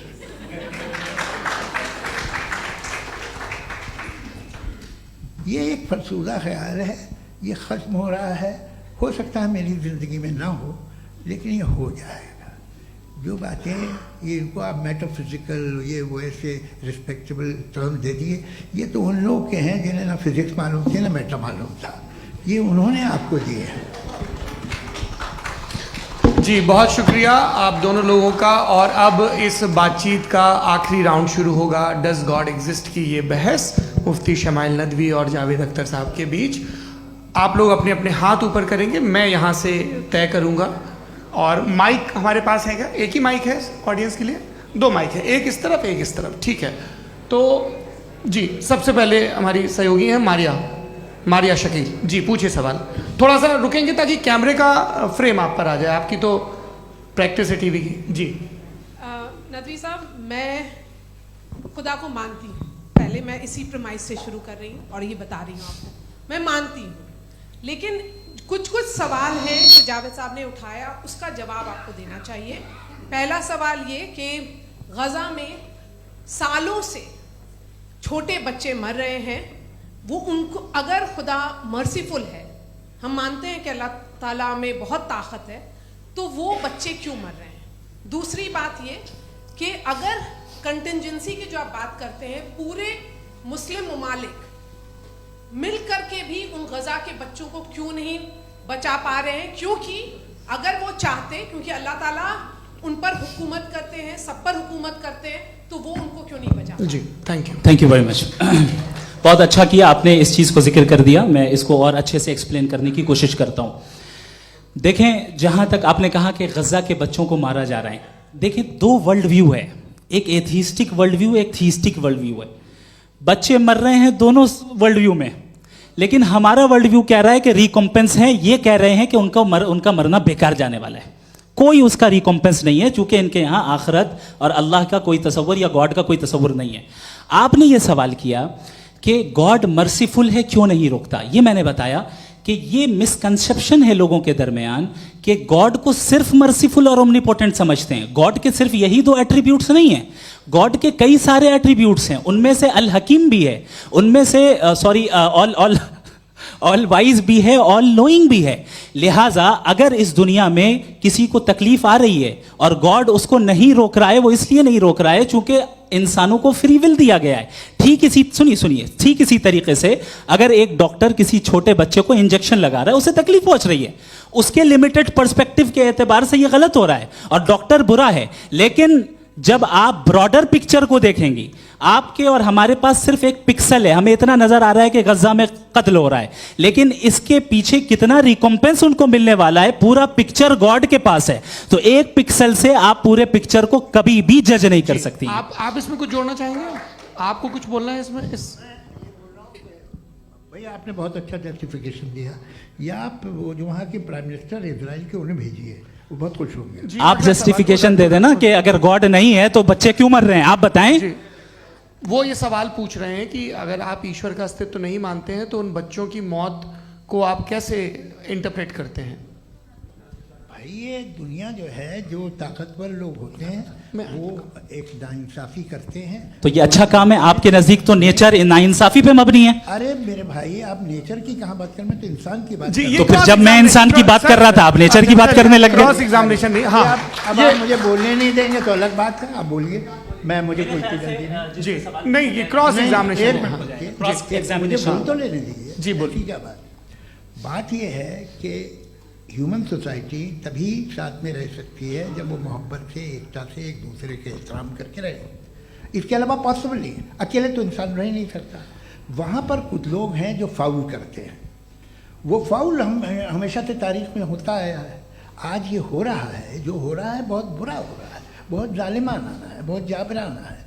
उसको आप कहें कि ये बच्चों को कॉम्पनसेशन मिल जाएगा या इसकी इंजेक्शन है, इंजेक्शन तो हेल्थ के लिए दिया जाता है। आप ये कह रहे हैं कि ये बच्चों की जो धज्जियां उड़ रही हैं ये इंजेक्शन है, ये विटामिन टेस्ट का। है, ये टेस्ट है, और उस टेस्ट में उनको अगले ऐसा रिकॉम्पेंस मिलेगा जो आपके तस्वुर के बाहर है। ये आप 3 बरस के बच्चे को बारूद से उड़ा के टेस्ट ले रहे हैं, वाह। वो नहीं ले रहा है, खुदा नहीं उड़ा रहा है, इजराइल उड़ा रहा है। जी, ये तो उसको कंडेम अगला करें। सवाल लेते हैं। अगला सवाल लेते हैं प्रोफेसर पुरुषोत्तम अग्रवाल। मुफ्ती साहब, एक निवेदन आपसे है कि कम से कम थोड़ा सा माइक क्लोज एक रखिए। रिलीजियस और फिलोसफिकल कर मैम प्लीज। एक रिलीजियस और फिलोसफिकल ट्रेडिशन है जो ब्रह्मांड को यानी यूनिवर्स को ही अंतिम मानती है। सर्वम खलु इदम ब्रह्मम, this is Chandogya Upanishad, and it completely rules out the existence और नेसेसिटी, आपके शब्दों में necessity of a creator. The creation itself is the creator. तो एक मिनट प्लीज। दूसरा जो सवाल आपने अभी, जो आप बार बार कह रहे हैं कि भगवान विद्वान भी है, वाइज, सब जानने वाला, तो अगर विजडम में दुनिया भर के पापों और अत्याचारों को बर्दाश्त करना शामिल है, तो फिर इसका मतलब ये हुआ कि अगर मैं फ्री विल से उसको अपोज करता हूं तो ईश्वर की विजडम और मेरी फ्री विल में कॉन्ट्राडिक्शन है। Because when I am opposing whatever is happening in Gaza, then I am opposing the God's will और गॉड्स विजडम।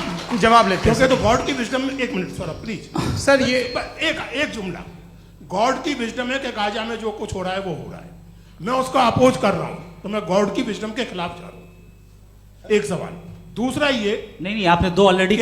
सर आप और सवाल कर लें, लेकिन मुझे 2 जवाब दे सर, दें। सर, पहले आपने ये सर, कहा, सर, सुनिए मेरी बात सुनिए। भाई, इजराइल के गॉड के मुताबिक तुम्हारा ठीक हो रहा है ना? प्रोफेसर, नहीं हो रहा है, ठीक नहीं हो रहा है। मैं बता रहा हूं क्या हो रहा है। आप तशरीफ रखिए, मैं बता रहा हूं क्या हो रहा है। Let me complete please. एक सेकंड गाइस, एक सेकंड। ये देखिए, ऐसा है कि ये सब बड़ा आपस में विचार विमर्श के बाद ये तय हुआ था कि कुछ नियम बना लिए जाएं ताकि एक टाइम बाउंड बातचीत चले। और भाई साहब, आप बड़ा जरूरी काम कर रहे हैं, लेकिन कैमरे के फ्रेम में आके उस काम को गड़बड़ कर दे रहे हैं। ठीक है गुरु, अब मेरे को कहीं का गुस्सा कहीं निकालना था, सॉरी। नहीं, कोई गुस्सा नहीं है जी। तो प्रोफेसर ने सवाल पूछे, आप उनके जवाब दें, और थोड़ा ये सब लोग थोड़ा ख्याल रखें भाई, सवाल संक्षिप्त रखें जी। आपने 2 सवाल किया।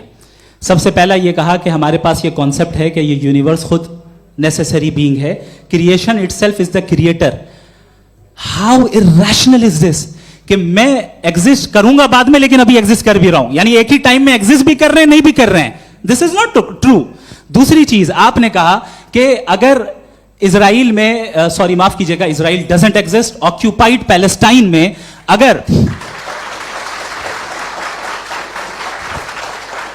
अगर ऑक्यूपाइड पैलेस्टाइन में बच्चों को मारा जा रहा है फ्री विल की वजह से और गॉड नहीं रोक रहा, ये कॉन्ट्रडिक्शन है। ये बताइए कि एक एग्जाम में एक बच्चा गलत आंसर लिख रहा है, सुनिए, एग्जामिनर चाहे तो रोक सकता है, क्यों नहीं रोक रहा है? ये कॉन्ट्रडिक्शन है, ये कॉन्ट्रडिक्शन नहीं है।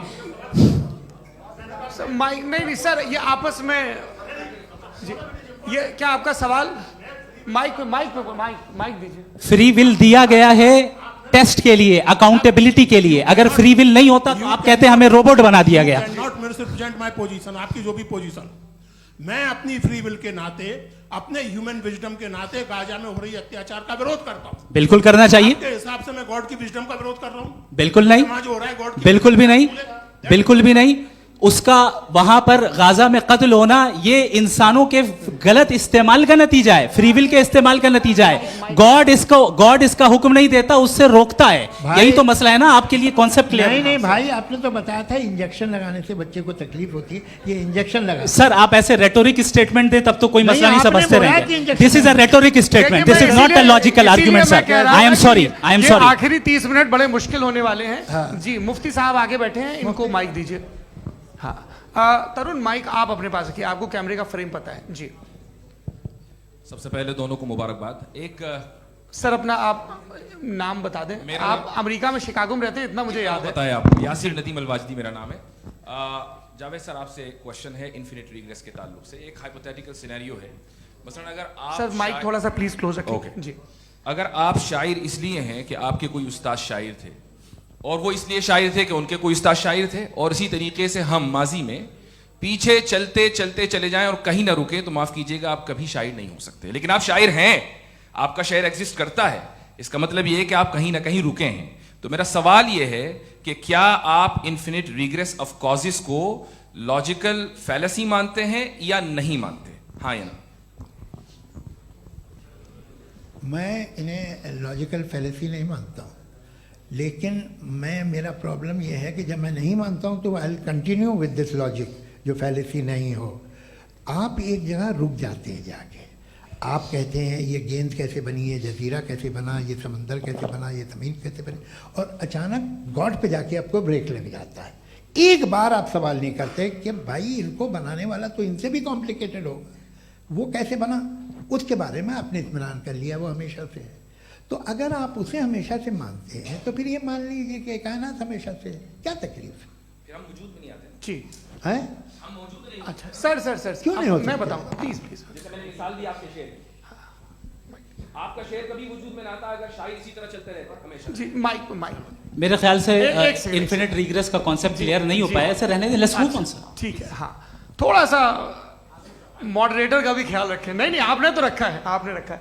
यहाँ पे गौहर रजा साहब हैं, वो भी एक सवाल पूछना चाहते हैं।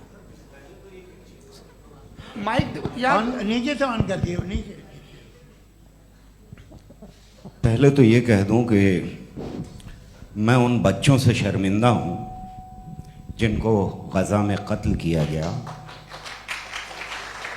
क्योंकि हमारे होते हुए कत्ल किया गया। लेकिन उससे ज़्यादा शर्मिंदगी इस बात से हुई कि मुझे लगा कि मुफ्ती साहब उसको जस्टिफाई कर रहे हैं।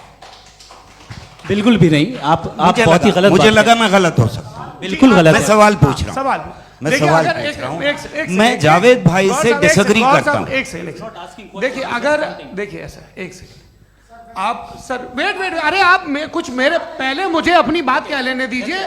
अगर ऑडियंस तय करेगी तो फिर मॉडरेटर का मतलब नहीं। मेरा आप सबसे ये कहना है, ये बहस दो लोगों के बीच में है, एक तरफ मुफ्ती साहब, एक तरफ जावेद साहब। पिछले 1.5 घंटे से ये लोग अपने अपने तर्क रख रहे हैं। आपकी इनसे इत्तेफाकी हो सकती है, ना इत्तेफाकी हो सकती है। मेरे उस्ताद मुझे सिखा गए हैं कि मुखामुखम में असहमति की गुंजाइश बची रहनी चाहिए। अगर मैं आपकी बहुत इज्जत करता हूं गौहर साहब, आपने जो कमाल की किताबें लिखी, साइंटिफिक टेम्परामेंट, लेकिन मेरी ये गुजारिश है आप सबसे कि यदि आप इन लोगों ने जो बोला उन पर टिप्पणियां करेंगे तो ना वक्त की पाबंदी रहेगी, ना वो अनुशासन। आप सवाल पूछ लें, उस सवाल में जो बात आ जाए वो आ जाए।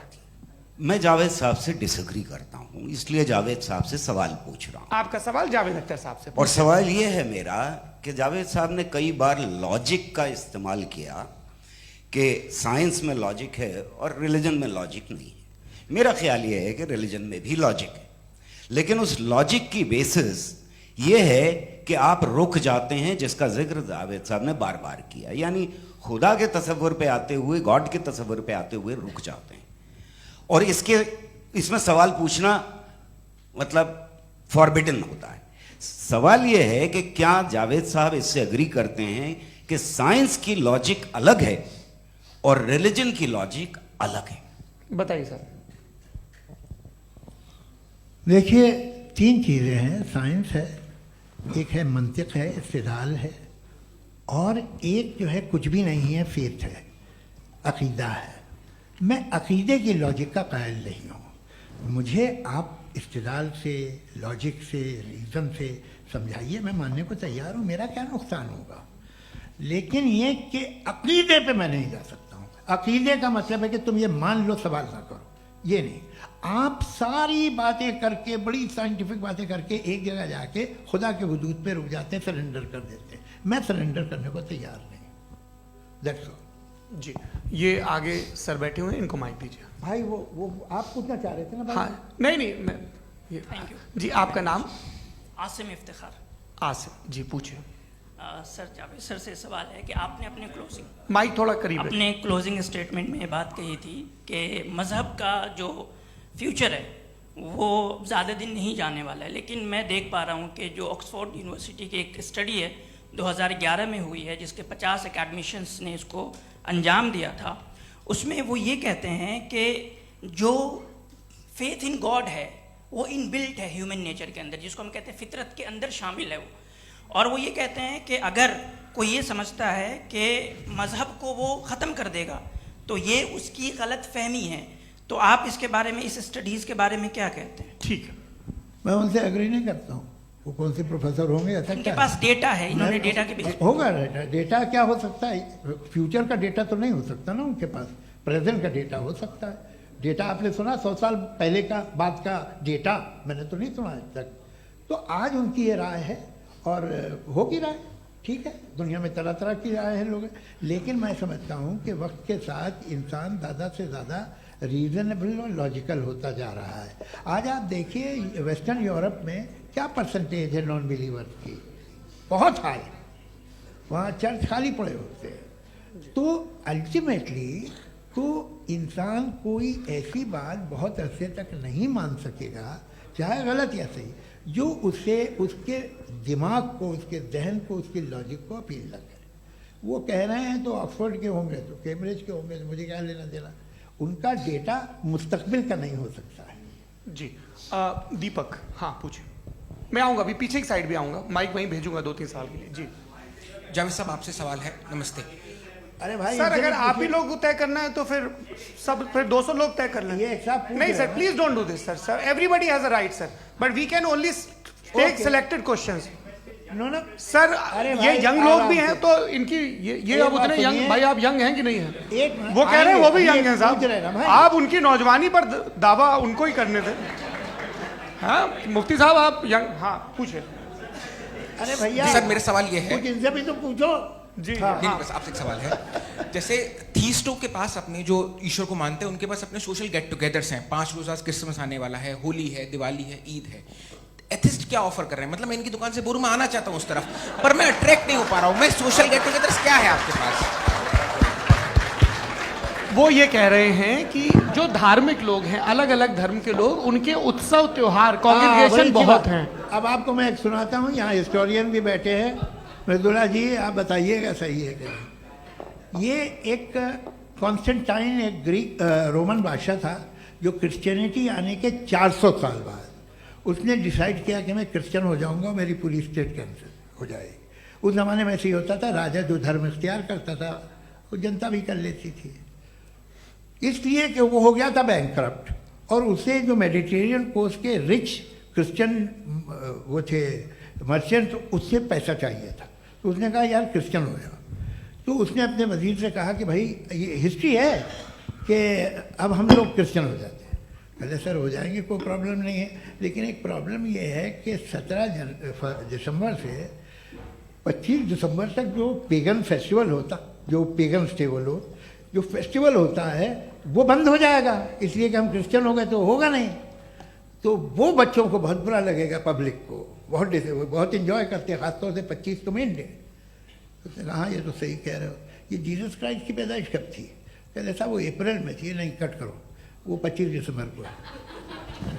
यह हकीकत है जी। और 400 साल बाद क्रिश्चियनिटी के अप्रैल से दिसंबर ले आए, और इसलिए कि यहाँ पेगन फेस्टिवल होता था। अब मनाते हैं आप आराम से। ये जो सारे फेस्टिवल हैं ये रिलीजन से, हर एक को एक इंटरटेनमेंट डिपार्टमेंट चाहिए होता है अपनी कंपनी चलाने के लिए।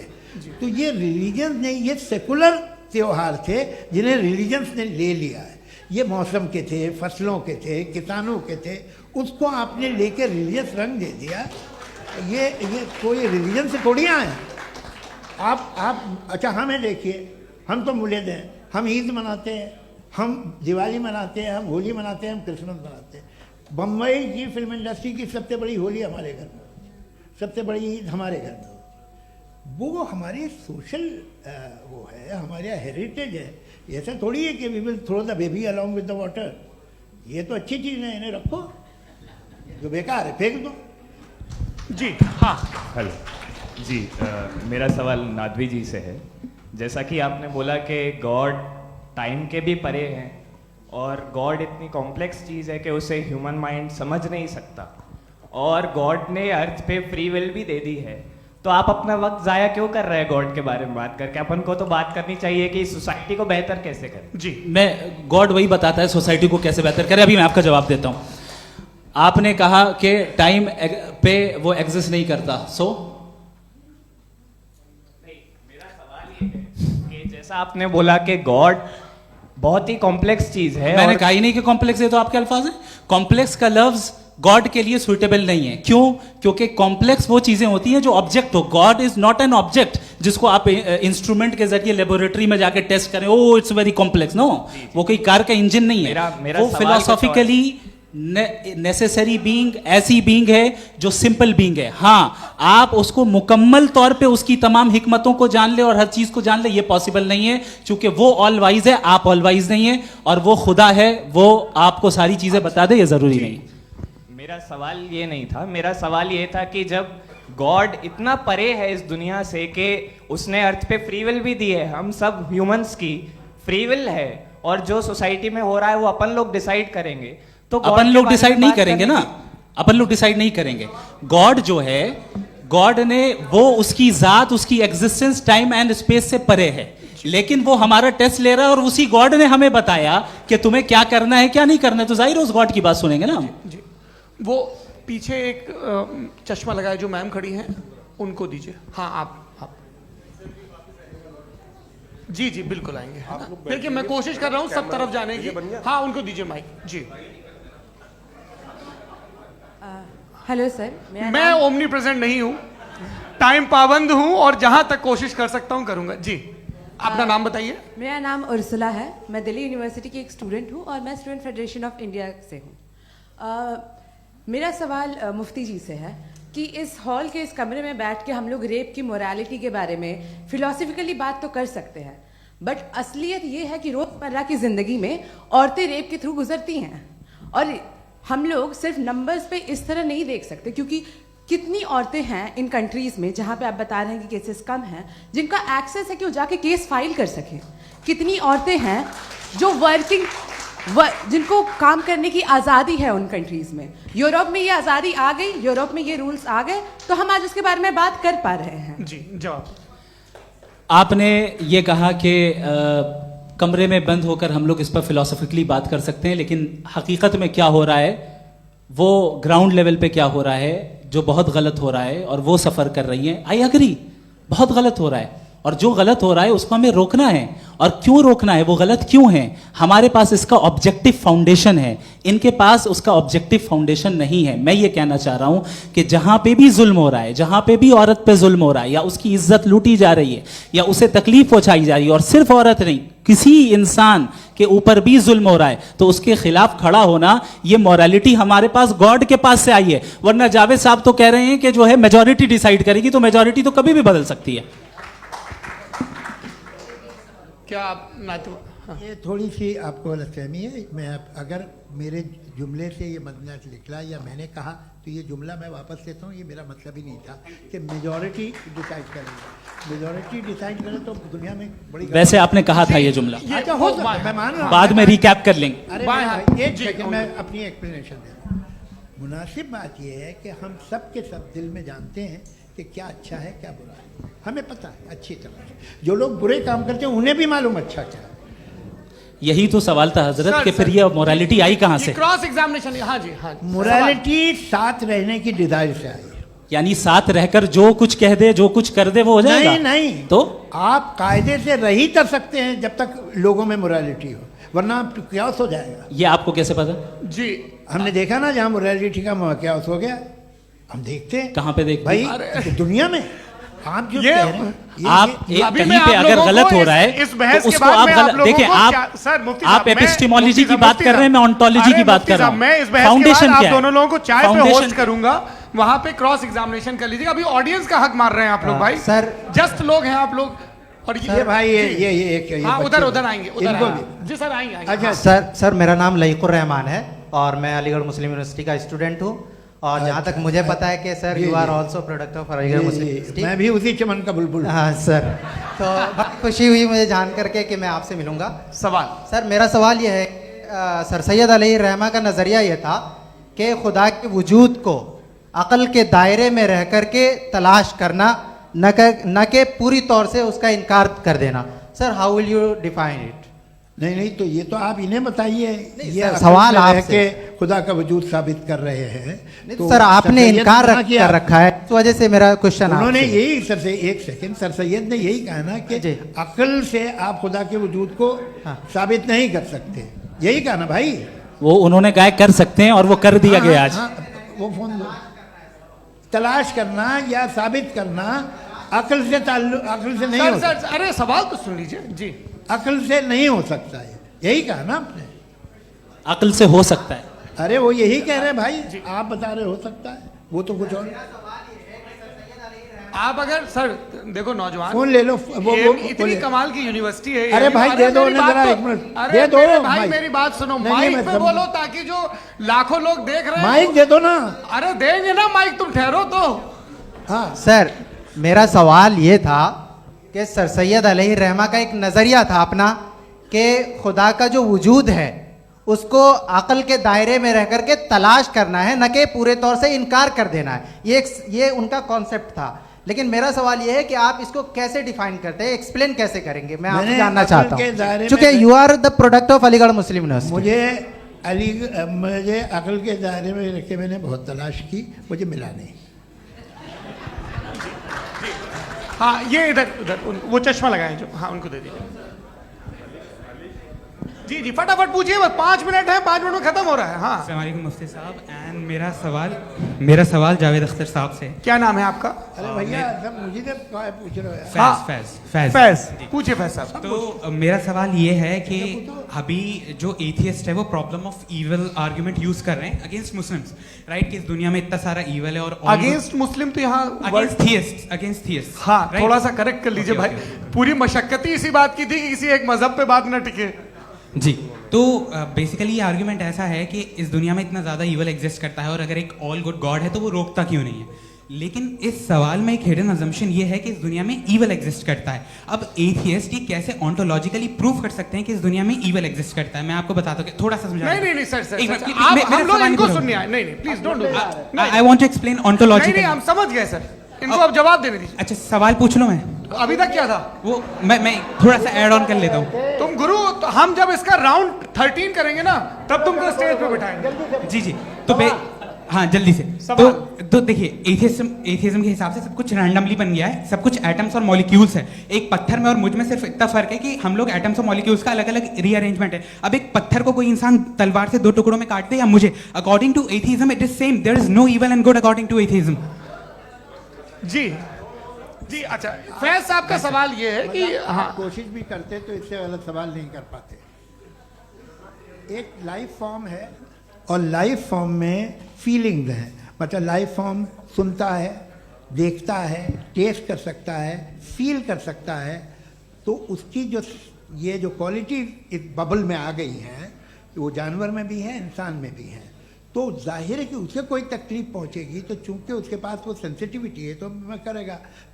पत्थर में वो सेंसिटिविटी नहीं है।